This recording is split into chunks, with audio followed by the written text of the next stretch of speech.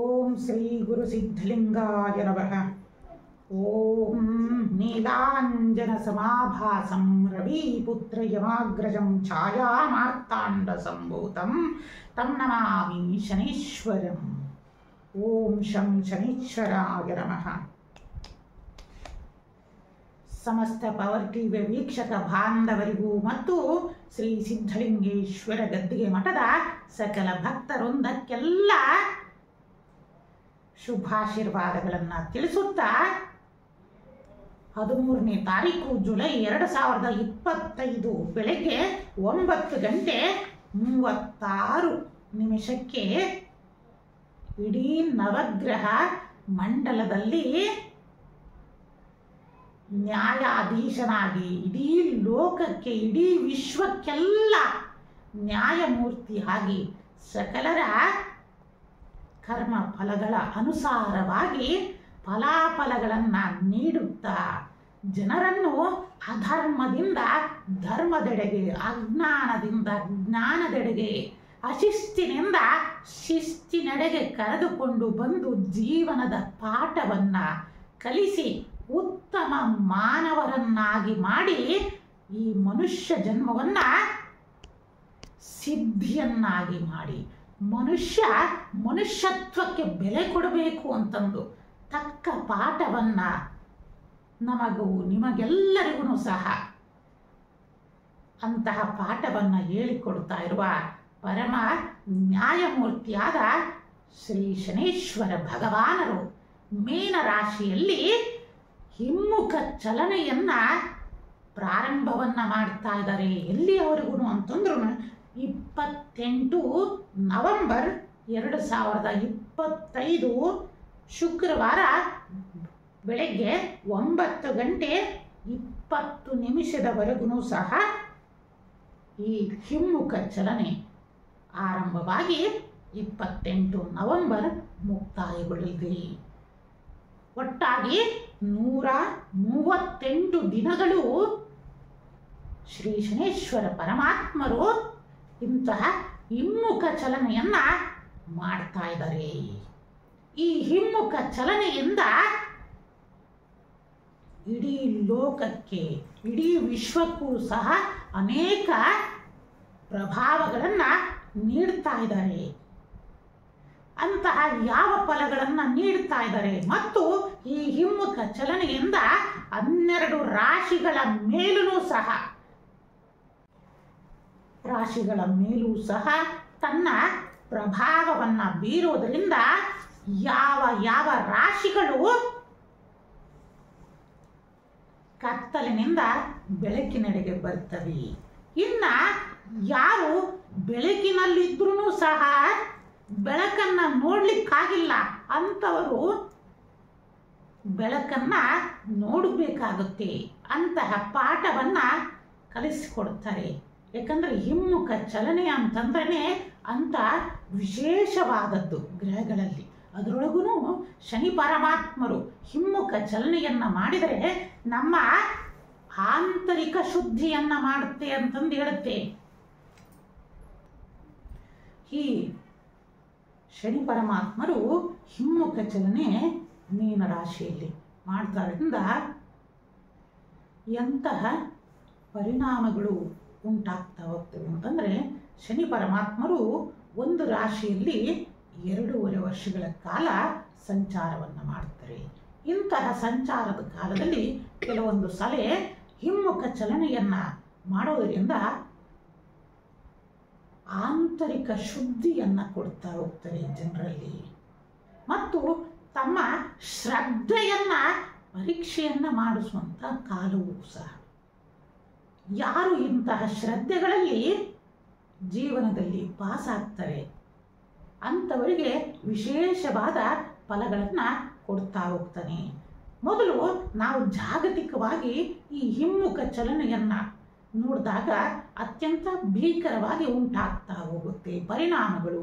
ಏಕೆಂತಂದ್ರೆ ಹಿಮ್ಮುಖ ಚಲನೆಯಲ್ಲಿ ಶನಿ ಭಗವಾನರು ಅನೇಕ ಕರ್ಮಫಲಗಳನ್ನು ಶೀಘ್ರವಾಗಿ ಕೊಡ್ತಾ ಹೋಗ್ತಾರೆ. ಯಾರ್ಯಾರು ಭ್ರಷ್ಟರಾಗಿದ್ರೋ ಅಂತಹ ಭ್ರಷ್ಟರನ್ನ ಈ ನ್ಯಾಯಮೂರ್ತಿ ತಿದ್ದುತ್ತಾ ಹೋಗ್ತಾರೆ. ಯಾಕಂತಂದ್ರೆ ಎಲ್ಲಿವರೆಗೂ ಹೋಗ್ತಾರೆ ಅಂತಂದ್ರೆ ತಾವುಗಳೇ ಎಲ್ಲದಕ್ಕಿಂತ ಮಿಗಿಲು ಅನ್ನೋ ಭಾವನೆಯಲ್ಲಿ ಹೋಗಿರ್ತಾರೆ. ಅಂಥವರನ್ನೆಲ್ಲರೂ ಸಹ ಈ ಶನಿ ಭಗವಾನ್ ತಿದ್ದಿ ನಿನ್ನ ಮೇಲೂ ಸಹ ಒಂದು ಭಗವಂತ ಇದೆ ಅಂತಂದು ಕಡಿವಾಣವನ್ನ ಶನೇಶ್ವರ ಹಾಕಿ ತೋರಿಸ್ತಾರೆ. ಏಕೆಂದರೆ ನಾವು ಎಷ್ಟೋ ಜನಗಳನ್ನ ನಾವು ನೋಡ್ತಾ ಇರ್ತೀವಿ. ಒಂದು ಸಲ ಅವನಿಗೆ ಅಹಂಕಾರ ಎಂಬ ಪದಾರ್ಥವನ್ನು ತಿಂದುಬಿಟ್ರೆ ಸಾಕು, ದೇವರೂ ನಾನೇ ಅಂತಂದೇಳಿ ಗರ್ವಿಷ್ಠನಾಗಿ ಹೋಗ್ಬಿಡ್ತಾನೆ. ನಾನು ಮಾಡಿದ್ದೇ ತೀರ್ಪು, ನಾನು ಮಾಡಿದ್ದೇ ಶಾಸನ ಅಂತಂದು ಅಲ್ಲಿಯವರೆಗೂ ಹೋಗ್ತಾನೆ. ಅಂತಹ ವ್ಯಕ್ತಿಗಳನ್ನ ಶನಿ ಭಗವಾನರು ಪಾಠವನ್ನು ಕಲಿಸ್ತಾ ಹೋಗ್ತಾರೆ. ಆದಷ್ಟು ನಾವು ಇಂಥ ಅಹಂಕಾರ ವೃತ್ತಿಗಳಿಂದ ದೂರ ಇದ್ದರೆ ಶನಿ ಭಗವಾನರು ಅನುಗ್ರಹವನ್ನ ಮಾಡ್ತಾ ಹೋಗ್ತಾರೆ ಎಂಬುದನ್ನ ಪಾಠವನ್ನ ಸದಾಕಾಲ ಸರ್ವಕಾಲವೂ ಸಹ ಎಚ್ಚೆತ್ತುಕೊಂಡಿರಬೇಕು.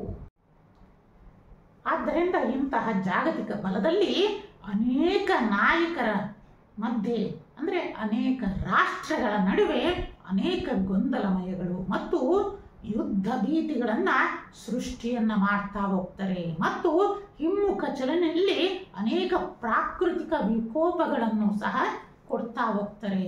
ಅನೇಕ ಸಾವು ನೋವುಗಳು ಸಹ ಸೃಷ್ಟಿಯಾಗ್ತಾ ಹೋಗುತ್ತೆ. ಅನೇಕ ಮಾರಣಾಂತಿಕ ಕಾಯಿಲೆಗಳು, ಅನೇಕ ಗಾಳಿಯಲ್ಲಿ ಹರಡುವಂತಹ, ಅನೇಕ ಗಾಳಿಯಿಂದ ಸಂಚರಿಸುವಂತಹ ಇಂತಹ ಕೊರೋನಾ ಇರಲಿ, ಇನ್ನೂ ಅನೇಕ ರೀತಿಯ ರೋಗಾದಿಗಳು ಉಂಟಾಗ್ತಾ ಹೋಗ್ತವೆ. ಮತ್ತು ಕಾಡಿನ ಮೇಲೆ ವಿಶೇಷವಾದನೆ ಪರಿಣಾಮ ಬೀಳ್ತಾ ಹೋಗುತ್ತೆ. ಯಾಕಂದರೆ ಅಗ್ನಿ ಅನಾಹುತಗಳು ಉಂಟಾಗುವುದು, ಸಿಡಿಲಿನ ಬಾಧೆಗಳು ಉಂಟಾಗುವುದು, ವಿಶೇಷವಾಗಿ ಅಗ್ನಿಗೆ ಸಂಬಂಧಿತವಾದ, ಅದಕ್ಕೋಸ್ಕರನೇ ಅನೇಕ ಫ್ಯಾಕ್ಟ್ರಿನಲ್ಲೂ ಸಹ ಎಚ್ಚರಿಕೆಯನ್ನು ವಹಿಸಬೇಕು. ಯಾಕಂದರೆ ಅನೇಕ ಕಾರ್ಮಿಕರು ಸಹ ನಿಮ್ಮನ್ನು ನೆಚ್ಚಿ ಬದುಕ್ತಾ ಇರ್ತಾರೆ. ಅವರಿಗೂ ಸಹ ಅನೇಕ ಕುಟುಂಬ ಇದೆ. ಆದ್ದರಿಂದ ಜೀವನಕ್ಕೆ ಒಂದು ಮೌಲ್ಯಗಳು ಸಿಗುವಂತಾಗಬೇಕು. ಆದ್ದರಿಂದ ಎಚ್ಚರಿಕೆಯನ್ನು ಕಂಪನಿಯಲ್ಲಿ, ಫ್ಯಾಕ್ಟರಿಗಳಲ್ಲಿ, ದೊಡ್ಡ ದೊಡ್ಡ ಉದ್ಯಮಗಳಲ್ಲಿ ಎಚ್ಚರಿಕೆಯನ್ನು ವಹಿಸಬೇಕು. ಮತ್ತು ವನ್ಯಜೀವಿಗಳಿಂದಲೂ ಸಹ ಅನೇಕರು ಎಚ್ಚರಿಕೆಯನ್ನು ವಹಿಸಬೇಕು.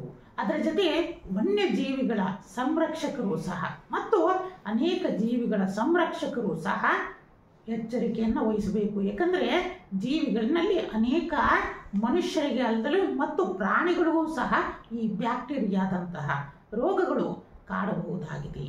ಆದ್ದರಿಂದ ಆದಷ್ಟು ಪಶುವೈದ್ಯರುಗಳು ಸಹ ಎಚ್ಚರಿಕೆಯನ್ನು ವಹಿಸುವುದರಿಂದ ಬರುವ ಅಪಾಯಗಳಿಂದ ಪಾರಾಗಬಹುದಾಗಿದೆ. ಮತ್ತು ಅನೇಕ ರೀತಿಯಿಂದ ಭೂಕಂಪನದ ಅನುಭವಗಳನ್ನು ಉಂಟು ಮಾಡುತ್ತಾ ಹೋಗ್ತಾನೆ. ಅತಿ ಹೆಚ್ಚಿನ ಭೂಕಂಪನಗಳು ಈ ಹಿಮ್ಮುಖ ಚಲನೆಯಲ್ಲೇ ನಡೀತಾ ಹೋಗ್ತವೆ. ಮತ್ತು ಸುನಾಮಿಗಳ ಭೀತಿ, ಚಂಡಮಾರುತದ ಭೀತಿಗಳು ಸಹ ಅನೇಕ ಹೆಚ್ಚಿನ ಪ್ರಮಾಣದಲ್ಲಿ ಉಂಟಾಗ್ತಾ ಹೋಗುತ್ತೆ. ಮತ್ತು ಜ್ವಾಲಾಮುಖಿಯ ಸ್ಫೋಟಗಳನ್ನು ನೋಡಿ ನೀವು. ಈ ಹಿಮ್ಮುಖ ಚಲನೆಯ ಸುಮಾರು 21 ದಿನದಿಂದ ಹಿಂದಿಂದಲೂ ಸಹ ಇದರ ಪರಿಣಾಮ ಪ್ರಾರಂಭವಾಗಿದೆ.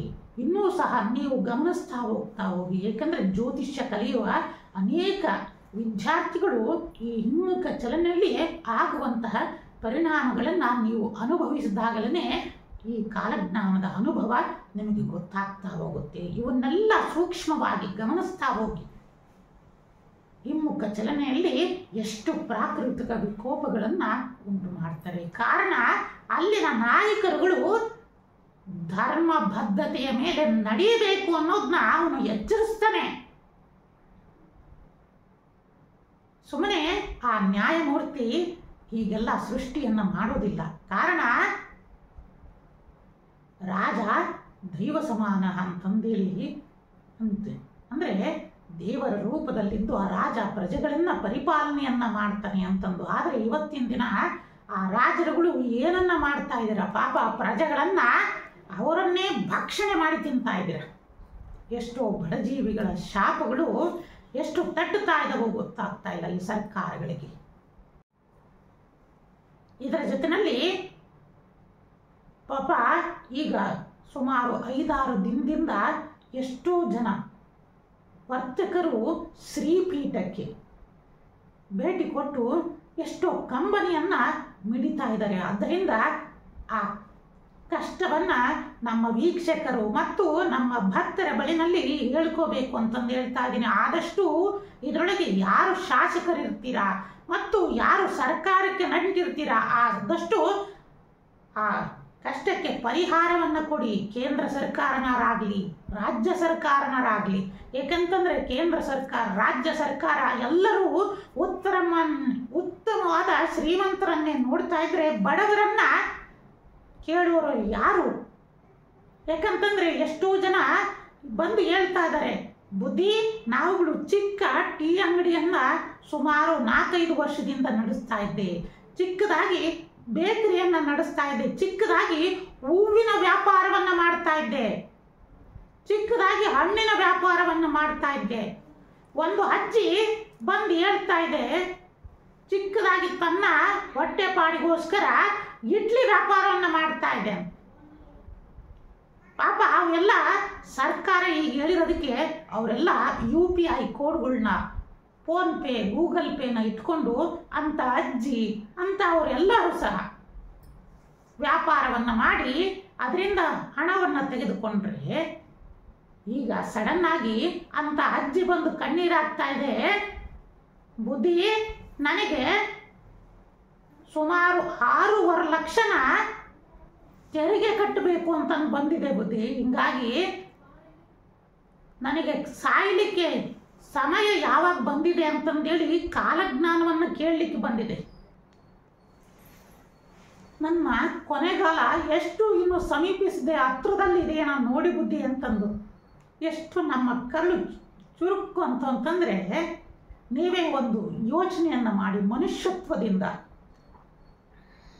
ಏಕೆಂದರೆ ಆ ಅಜ್ಜಿ ಏನೋ ಒಂದು ಹೊಟ್ಟೆಪಾಡಿಗೆ ಇದನ್ನು ಮಾಡಿತು, ಅದರ ಜೊತೆಯಲ್ಲಿ ತಾನೂ ಸಹ.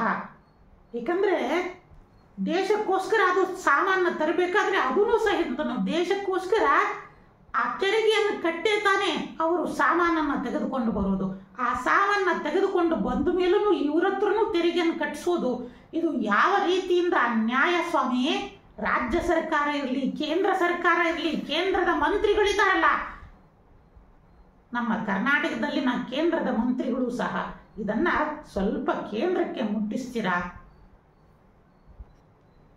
ಆಗ 1947ಕ್ಕಿಂತ ಮುಂಚೆ ಆಂಗ್ಲರಿಂದ ಇಷ್ಟು ನೋವು ತಗೊಂಡಿರ್ಬೇಕೇನೋ, ಆ ನೋವಿಗಿಂತನೂ ಇನ್ನೂ ಹೆಚ್ಚಿನ ನೋವು ಆಗ್ತಾ ಇದೆಯೇನೋ ಅಂತಂದು. ಯಾಕಂದ್ರೆ ಆ ಬ್ರಿಟಿಷರಾದ್ರೂ ಬಿಟ್ಟು ಬಿಡ್ತಿದ್ರೇನೋ ಇದನ್ನೆಲ್ಲ ನೋಡಿ ಅಂತಂದು ಅನಿಸ್ತಾ ಇದೆ. ಹೌದಲ್ಲ ವೀಕ್ಷಕರೇ? ಯಾಕಂತಂದ್ರೆ ಅವರೂ ಸಹ ದೇಶಕ್ಕೆ ಮೇಲೆ ಅಭಿಮಾನನೇ ಇರೋರು ಇವರೆಲ್ಲರೂ ಸಹ. ಆದ್ರೂ ಹೀಗೆ ಬಡಬಗ್ಗರ ಮೇಲೆ ಬರೆ ಎಳೋದು ಎಷ್ಟು ಸಮಂಜಸ ಅಂತಂದೇಳಿ ನೋಡ್ತಾ ಇದ್ದೀನಿ. ಯಾಕಂದ್ರೆ ಇಂತಹ ಜೀವಿಗಳನ್ನು ಹೋಗಲಿ ಬಿಡು ಅಂತಂದೇಳಿ, ಆದರೆ ನೊಂದುಕೊಂಡು ಆ ಅಜ್ಜಿ ಇರಲಿ ಅಂತ ಎಷ್ಟೋ ಅಂತರಾತ್ಮದಿಂದ ಬಂದು ಅವರುಗಳು ನೋವನ್ನು ಹೇಳ್ತಾರಲ್ಲ, ಆ ನೋವು ಇವತ್ತಲ್ಲ ಅಂದ್ರೂ ನಾಳೆ ಅದು ಶಾಪ ತಟ್ಟುತ್ತೆ. ಯಾಕಂದ್ರೆ ಬಡವರ ಶಾಪವನ್ನು ಯಾರೂ ನಿರಾಕರಿಸುವಂತಿಲ್ಲ. ಯಾಕಂದ್ರೆ ಅವು ಆತ್ಮದಿಂದ ಬಂದಿರುತ್ತೆ. ಆ ಆತ್ಮನ್ನೇ ನಾವು ಪರಮಾತ್ಮ ಅಂತಂದು ಹೇಳ್ತೀವಿ. ಅಂತಹ ಪರಮಾತ್ಮನೇ ಅಂತಹ ಮಾತುಗಳನ್ನು ಆಡಿಸಿರ್ತಾನೆ ಈಗಲಾದ್ರೂ ಸಹ. ಖಂಡಿತ. ಯಾಕಂತಂದ್ರೆ ದೊಡ್ಡ ದೊಡ್ಡ ಉದ್ಯಮಿಗಳಿದ್ದಾರೆ ನಿಮಗೆ ದೇಶದ ಪ್ರಗತಿಗೆ, ಅಂಥವರಿಂದ ತೆರಿಗೆಯನ್ನು ಮಾಡಿಸ್ಕೊಳ್ಳಿ, ಇಂಥವರಿಗೆ ಸ್ಫೂರ್ತಿಯನ್ನು ಕೊಡಬೇಕು. ಹಿಂಗೆ ಮಾಡಿದರೆ ನಾಳೆ ದಿನ ಅವರೆಲ್ಲ ಉದ್ಯೋಗವನ್ನು ಬಿಟ್ಬಿಡ್ತಾರೆ. ನಮಗೆ ಯಾವುದು ಉದ್ಯೋಗ ಬೇಡ, ಸರ್ಕಾರ ನಮಗೆ ಫ್ರೀಯಾಗಿ ಏನಾರ ಕೊಡಲಿ ಅಂತಂದೇಳಿ ಅಲ್ಲಿಗೆ ಮಟ್ಟಿಗೆ ಹೋಗಬಾರದು. ಆದ್ದರಿಂದ ಕೇಂದ್ರ ಮಂತ್ರಿಗಳು, ಕೇಂದ್ರ ಸರ್ಕಾರವು ಸಹ ಇದರ ಬಗ್ಗೆ ಎಚ್ಚೆತ್ತು ಪ್ರೋತ್ಸಾಹವನ್ನು ಮಾಡಬೇಕು. ನೀವುಗಳು ಪ್ರೋತ್ಸಾಹವನ್ನು ಇಂಥ ಯುವ ಪೀಳಿಗೆಗೆ ಉದ್ಯೋಗವನ್ನು ಪ್ರಾರಂಭಿಸಲಿಕ್ಕೆ ಪ್ರೋತ್ಸಾಹವನ್ನು ಮಾಡಿದರೆ ಇಂಥ 100 ಉದ್ಯೋಗಗಳನ್ನು ಮಾಡಿ ದೇಶದ ಪ್ರಗತಿಗೆ ಅವರು ಸಹಾಯಕರಾಗ್ತಾರೆ. ಆದಷ್ಟು ಸಹ ಸರ್ಕಾರ ಈ ಬಗ್ಗೆ ಚಿಂತನೆಯನ್ನ ಮಾಡಲಿ ಅಂತಂದು ನಾವುಗಳು ಈ ಮೂಲಕ ವಿನಂತಿಯನ್ನ ಮಾಡ್ತಾ ಇದ್ದೀವಿ. ಏಕೆಂದರೆ ಶ್ರೀಪೀಠಕ್ಕೆ ಹಲವಾರು ಸುಮಾರು 200 ಜನದಷ್ಟು ಇದೇ ಸಮಸ್ಯೆಯನ್ನು ಒತ್ತಿ ತಂದಿದ್ದಾರೆ ಅಂತಂದೇಳಿ ನಿಮ್ಮ ಮೂಲಕ ಕೇಳ್ಕೊತಾ ಇದ್ದೀವಿ. ಶನಿ ಹಿಮ್ಮುಖ ಚಲನೆಯನ್ನ ಈ ವರ್ಷದಲ್ಲಿ 138 ದಿನಗಳು ಮಾಡ್ತಾ ಇದ್ದಾನೆ. ಇದರಿಂದ ಹಿಮ್ಮುಖ ಚಲನೆಯಲ್ಲಿ ಮನುಷ್ಯನಿಗೆ ಅತ್ಯಂತವಾದ ಕ್ಲಿಷ್ಟಕರ ಸಮಸ್ಯೆಗಳು ಮತ್ತು ಜೀವನದಲ್ಲಿ ದೊಡ್ಡ ದೊಡ್ಡ ಪರೀಕ್ಷೆಗಳೇ ಸಹ ಸವಾಲಾಗಿ ಎದುರಾಗ್ತಾ ಹೋಗುತ್ತೆ ಅಂತಂದು ಶಾಸ್ತ್ರದಲ್ಲಿ ತಿಳಿಸ್ತೆ. ಇಂತಹ ಸವಾಲುಗಳಿರಲಿ, ಅಂತ್ಯಂತ ದೊಡ್ಡ ಕಷ್ಟಗಳೇ ಇರಲಿ, ಆದರೆ ಶ್ರದ್ಧೆ ಪರಿಪೂರ್ಣವಾಗಿರಬೇಕು. ಆಗ ಮಾತ್ರ, ಆ ಶ್ರದ್ಧೆ ಇದ್ದಾಗ ಮಾತ್ರ ಈ ಎಲ್ಲ ಕಷ್ಟಗಳಿಂದ, ಸಮಸ್ಯೆಗಳಿಂದ ಹೊರಬರಲಿಕ್ಕೆ ಸಾಧ್ಯ. ಯಾಕಂತಂದ್ರೆ ಈ ಹಿಮ್ಮುಖ ಚಲನೆ ಮೇಲೆ 12 ರಾಶಿಗಳ ಮೇಲೂ ಸಹ ಅನೇಕ ರೀತಿಯಿಂದ ಪ್ರಭಾವವನ್ನು ಬೀರ್ತಾನೆ. ಇದರ ಜೊತೆಯಲ್ಲಿ ಅನೇಕ ರೀತಿಯಿಂದ ನಮ್ಮ ಕರ್ನಾಟಕದ ರಾಜ್ಯ ರಾಜಕಾರಣದಲ್ಲೂ ಮತ್ತು ನಮ್ಮ ಭಾರತದ ಕೇಂದ್ರ ಸರ್ಕಾರದಲ್ಲೂ ಸಹ ಹಿಂದೆ ನಿಮಗೆ ತಿಳಿಸಿದ್ವಿ. ಇದರ ಮೇಲೂ ಸಹ ಕೇಂದ್ರ ಸರ್ಕಾರದಲ್ಲೂ, ರಾಜ್ಯ ರಾಜಕೀಯ ಮತ್ತು ರಾಷ್ಟ್ರ ರಾಜಕಾರಣದಲ್ಲೂ ಸಹ ಅನೇಕ ಬದಲಾವಣೆಗಳನ್ನು ನಾವು ನೋಡ್ತಾ ಹೋಗ್ತೀವಿ. ನೀವೆಲ್ಲರೂ ಸಹ ಗಮನಿಸಬಹುದಾಗ್ತಾ ಇದೆ. ಯಾಕಂದರೆ ರಾಜಕೀಯ ವಿಪ್ಲವಗಳೇ ನಡೀತಾ ಹೋಗ್ತವೆ. ಯಾಕಂದರೆ ಹಿಮ್ಮುಖ ಚಲನೆ ಅಂತಂದರೆ ಅಷ್ಟು ಕೊಡ್ತಾ ಹೋಗ್ತಾನೆ. ಈ ಹಿಮ್ಮುಖ ಚಲನೆಗೆ ಯಾಕಂದರೆ ಒಂದು ನಿಮಗೆ ತಿಳಿಸ್ತೀನಿ, ಕಾಲಜ್ಞಾನದಲ್ಲಿ ಹಿಮ್ಮುಖ ಚಲನೆಯಲ್ಲಿ ಅತ್ಯಂತ ಕಷ್ಟಗಳು ಬರುತ್ತೆ ಅಂತಂದು ಯಾರೂ ಭಯಪಡಬೇಕಾಗಿಲ್ಲ. ಯಾಕಂದರೆ ಅದಕ್ಕೆ ಕೆಲವೊಂದು ಸರಳ ಪರಿಹಾರಗಳು ಸಹ ತಿಳಿಸ್ತಾ ಹೋಗ್ತೀವಿ. ಅದನ್ನು ಪರಿಪಾಲನೆಯನ್ನು ಮಾಡ್ತಾ ಹೋದರೆ ಖಂಡಿತ ಎಲ್ಲ ಪರಿಹಾರಗಳು ನಿಮ್ಮ ಮುಂದೆ ಸಿಗ್ತಾ ಹೋಗ್ತವೆ. ಏಕೆಂತಂದರೆ ಈ ಹಿಮ್ಮುಖ ಚಲನೆಯಲ್ಲಿ ಮನುಷ್ಯನ ಬದಲಾವಣೆಗಳು ಹೇಗೆ ಇದಾಗುತ್ತೆ ಅಂತಂದರೆ, ಒಂದು ನಮ್ಮ ಹಿಂದಿನ ಗುರುಗಳಾದ ನೀಲಕಂಠ ಶಿವಾಚಾರ್ಯರು ಒಂದು ಶ್ರೀಚಕ್ರದ ಶಿಲ್ಪದ ಕೆತ್ತನೆಗೋಸ್ಕರ ಮಧ್ಯಪ್ರದೇಶದವರೆಗೂ ಪ್ರಯಾಣವನ್ನು ಬೆಳೆಸ್ತಾರೆ. ಆ ಸಮಯದಲ್ಲಿ ಈ ಶನಿಯ ಹಿಮ್ಮುಖ ಚಲನೆಯಿಂದ ಆದ ಪ್ರಭಾವವನ್ನು ನಿಮ್ಮ ಜೊತೆ ನಮ್ಮ ಹಿಂದಿನ ತಾಳೆಗರಿನಲ್ಲಿದ್ದ ಅನುಭವವನ್ನು ನಿಮ್ಮ ಮುಂದೆ ತಿಳಿಸಿ, ಮುಂದೆ ಈ 12 ರಾಶಿಗಳ ಮೇಲೆ ಈ ಹಿಮ್ಮುಖ ಚಲನೆಯ ಪರಿಣಾಮಗಳನ್ನು ತಿಳಿಸ್ತಾ ಹೋಗ್ತೀವಿ. ಏಕೆಂತಂದರೆ ಈ ಘಟನೆಯನ್ನು ನೀವು ಕೇಳಿದ ಮೇಲೆ ನಿಮಗೆ ಅದರ ಪರಿಹಾರ ದೊರೀತಾ ಹೋಗುತ್ತೆ. ಆದ್ದರಿಂದ ಮೊದಲು ಈ ಘಟನೆಯನ್ನು ನಮ್ಮ ಈ ನೀಲಕಂಠ ಶಿವಾಚಾರ್ಯ ಭಗವತ್ಪಾದಗಳು ಅಲ್ಲಿ ಮಧ್ಯಪ್ರದೇಶಕ್ಕೆ ಸಂಚರಿಸಿ ಅಲ್ಲಿ ಒಂದು ತಮ್ಮ ಮಹಿಮೆಯನ್ನು ತೋರಿಸ್ತಾ ಹೋಗ್ತಾರೆ. ಅದರ ಬಗ್ಗೆ ಒಂದು ವಿಸ್ತಾರವಾದ ಘಟನೆಯನ್ನು ನಿಮ್ಮ ಮುಂದೆ ಹಂಚಿಕೊಳ್ತೀನಿ, ಬನ್ನಿ. ಹಿಂದೆ ನೀಲಕಂಠ ಶಿವಾಚಾರ್ಯ ಭಗವತ್ಪಾದಗಳು ತಾಯಿಯ ಆರಾಧನೆಯನ್ನು ಮಾಡಬೇಕು ಮತ್ತು ವಿಶೇಷವಾಗಿ ತಮ್ಮ ಪ್ರಶ್ನಾಶಾಸ್ತ್ರದ ಪ್ರಕಾರ ಅವರು ಮಧ್ಯಪ್ರದೇಶಕ್ಕೆ ಹೋಗ್ತಾರೆ. ಮಧ್ಯಪ್ರದೇಶಕ್ಕೆ ಹೋಗಿ ತಾಳೆಗರಿನಲ್ಲಿರುವ ಹೆಸರು ವಿಘ್ನೇಶ್ವರ ಶರ್ಮ ಎಂಬುವರನ್ನ ಅವರು ಭೇಟಿ ಮಾಡ್ತಾರೆ. ಆ ವಿಘ್ನೇಶ್ವರ ಶರ್ಮ ಎಲ್ಲ ಇದರೊಳಗೂ ಇದ್ದೂ ಸಹಿತ ಶಿಲ್ಪಕಲೆಯಲ್ಲೂ ಸಹ ನೈಪುಣ್ಯತೆಯನ್ನು ಈ ವಿಘ್ನೇಶ್ವರ ಶರ್ಮ ಹೊಂದಿರ್ತಾನೆ. ವಿಘ್ನೇಶ್ವರ ಶರ್ಮನಿಗೆ ನೀಲಕಂಠ ಶಿವಾಚಾರ್ಯ ಭಗವತ್ಪಾದಗಳು ಹೇಳ್ತಾರೆ, ನಮಗೊಂದು ಶ್ರೀಚಕ್ರದ ಕೆತ್ತನೆಯನ್ನು ನೀನು ಮಾಡಬೇಕು ಅಂತಂದು ಅದರ ಕೆಲವೊಂದು ನಿಯಮಗಳನ್ನು ತಿಳಿಸ್ತಾರೆ. ಆ ವಿಘ್ನೇಶ್ವರ ಶರ್ಮನಿಗೆ ಎಲ್ಲ ಕಲೆನಲ್ಲೂ, ಅದರೊಳಗೂ ಶಿಲ್ಪಕಲೆನಲ್ಲೂ ಸಹ ಇವರು ಎತ್ತಿದ ಕೈನಲ್ಲಿರ್ತಾರೆ. ಅಂತಹವರು ಹೇಳ್ತಾರೆ, ಇಂಥ ಮುಹೂರ್ತದಲ್ಲೇ ಹೀಗೆ ಉಪವಾಸವಿದ್ದು ನೀನು ಕೆತ್ತಬೇಕು ಅಂತ ಮುಹೂರ್ತವನ್ನು ಸಹ ಕೊಡ್ತಾ ಹೋಗ್ತಾರೆ. ಆ ಮುಹೂರ್ತ ಬರಲಿಕ್ಕೆ ಇನ್ನೂ ಸುಮಾರು 3 ತಿಂಗಳ ಸಮಯ ಇರುತ್ತೆ. ಆಗ ಇವರು ನಮ್ಮ ಹಿಂದಿನ ಗುರುಗಳು ಅನೇಕ ರೀತಿಯಿಂದ ನಡೆದುಕೊಂಡೇ ಪ್ರಯಾಣವನ್ನು ಮಾಡಿರ್ತಾರೆ. ಈ 3 ತಿಂಗಳ ಸಮಯ ಇರುತ್ತೆ ಅಂತಂದು ಹೇಳಿ, ಆಗ ನಮ್ಮ ವಿಘ್ನೇಶ್ವರ ಶರ್ಮ ಅವರು ನಮ್ಮ ಗುರುಗಳಿಗೆ ಅವರ ಮನೆಯಲ್ಲೇ ತಂಗಲಿಕ್ಕೆ ಮತ್ತು ಪೂಜಾ ವ್ಯವಸ್ಥೆಗೂ ಸಹ ಎಲ್ಲ ಸಿದ್ಧತೆಯನ್ನು ಮಾಡಿಕೊಡ್ತಾರೆ. ಹೀಗೆ ಗುರುಗಳನ್ನು ನಂಬಿ ಪರಿಪಾಲನೆಯನ್ನು ಮಾಡಿ ಅವರ ವಿದ್ವತ್ತಿಗೆ ಈ ವಿಘ್ನೇಶ್ವರ ಶರ್ಮ ಮಾರಿ ಹೋಗ್ಬಿಡ್ತಾರೆ. ಅವರಿಂದ ಸಹ ಅನೇಕ ಜ್ಯೋತಿಷ್ಯ, ಕಾಲಜ್ಞಾನದ ಅನೇಕ ಗುಪ್ತ ತಾಂತ್ರಿಕ ವಿದ್ಯೆಗಳನ್ನು ಸಹ ಕಲಿತಾ ಬರ್ತಾರೆ. ಆಗ ಅವರು ವಿಘ್ನೇಶ್ವರ ಶರ್ಮನಿಗೆ ಹೇಳ್ತಾರೆ, ವಿಘ್ನೇಶ್ವರ ಶರ್ಮ, ನಿನಗೆ ಮುಂದೆ ಅತ್ಯಂತ ಹೆಸರು ಕೀರ್ತಿ ಬರುತ್ತೆ ಅಂತಂದು ಹೇಳ್ತಾರೆ. ನಾವು ಹೇಳ್ತಾ ಇರುವ ಈ ಶ್ರೀಚಕ್ರವನ್ನು ನೀನು ಮಾಡೋದ್ರಿಂದ ನಿನ್ನ ಕೀರ್ತಿ ಅಜರಾಮರವಾಗಿ ಹೋಗುತ್ತೆ, ನಿನ್ನ ಹೆಸರು ಉಳಿತಾ ಹೋಗುತ್ತೆ, ಅದು ವಿಶೇಷವಾಗಿ ರಾಜಮನ್ನಣೆಯನ್ನು ಪಡೆಯುತ್ತೆ ಅಂತಂದು. ಆಗ ವಿಘ್ನೇಶ್ವರ ಶರ್ಮನಿಗೆ ತುಂಬ ಅವನು ಸತ್ಯವಾದಿ ಮತ್ತು ಧರ್ಮಿಷ್ಠ, ನ್ಯಾಯವಾದಿ ಅಂತಂದರೆ ನೀವುಗಳು ಯೋಚನೆಯನ್ನು ಮಾಡಬಹುದು. ಅಂದರೆ ಅವನು ಶ್ರೀಮಂತನಲ್ಲ, ಅತ್ಯಂತ ಬಡ ಕುಟುಂಬದಲ್ಲಿದ್ದಾನೆ.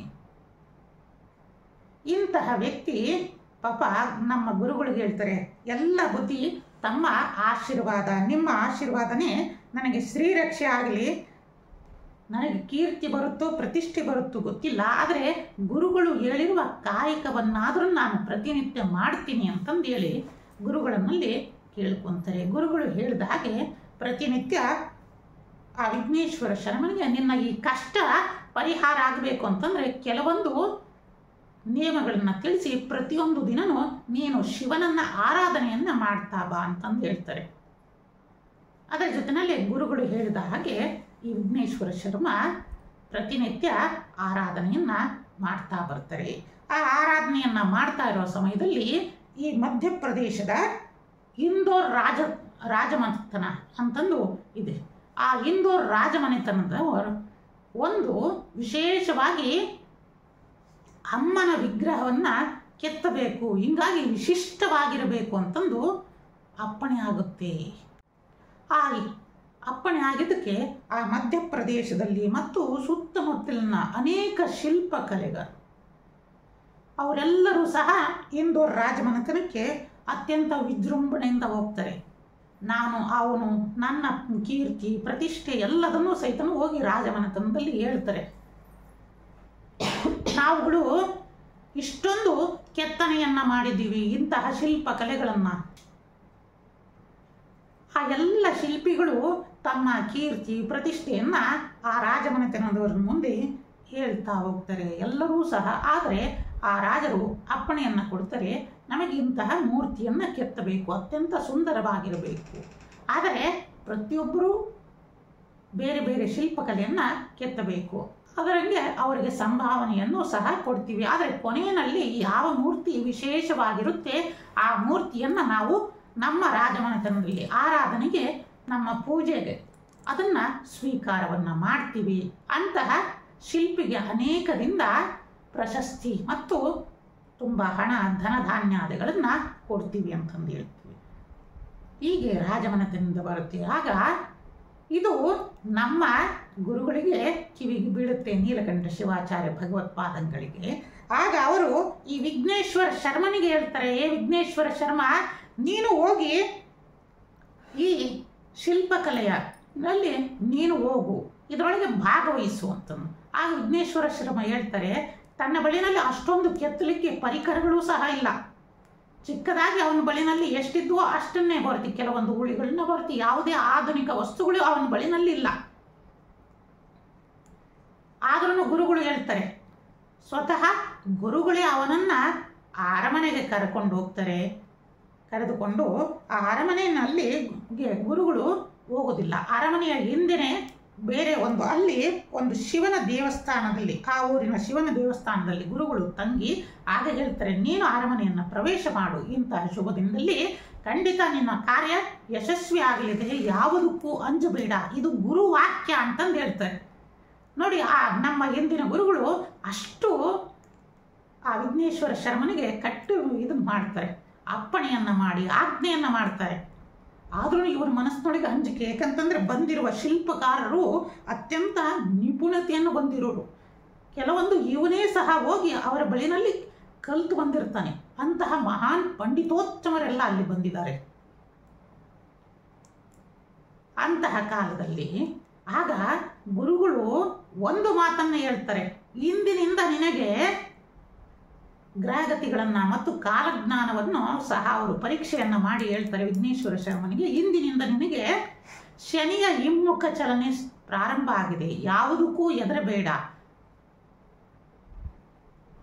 ಆಗ ಇವನ ಮನಸ್ಸಿನೊಳಗೆ ವಿಘ್ನೇಶ್ವರ ಶರ್ಮನ ಮನಸ್ಸಿನಲ್ಲಿ ಇದಾಗುತ್ತೆ, ಗುರುಗಳೇ ನೀವೇ ಇಲ್ಲಿ ಆಶೀರ್ವಾದವನ್ನು ಮಾಡ್ತಾ ಇದ್ದೀರಾ ಮತ್ತು ನೀವು ನನಗೆ ಇಲ್ಲಿ ಇದನ್ನ ಕಾರಣ ಯಾಕೆ ಹೇಳ್ತಾ ಇದ್ದೀರಾ ಅಂತಂದು ಆಗ ಒಂದು ಮಾತನ್ನು ಹೇಳ್ತಾರೆ, ಗುರು ವಾಕ್ಯವನ್ನ ನಂಬಿ ನೀನ್ ನಡೆ.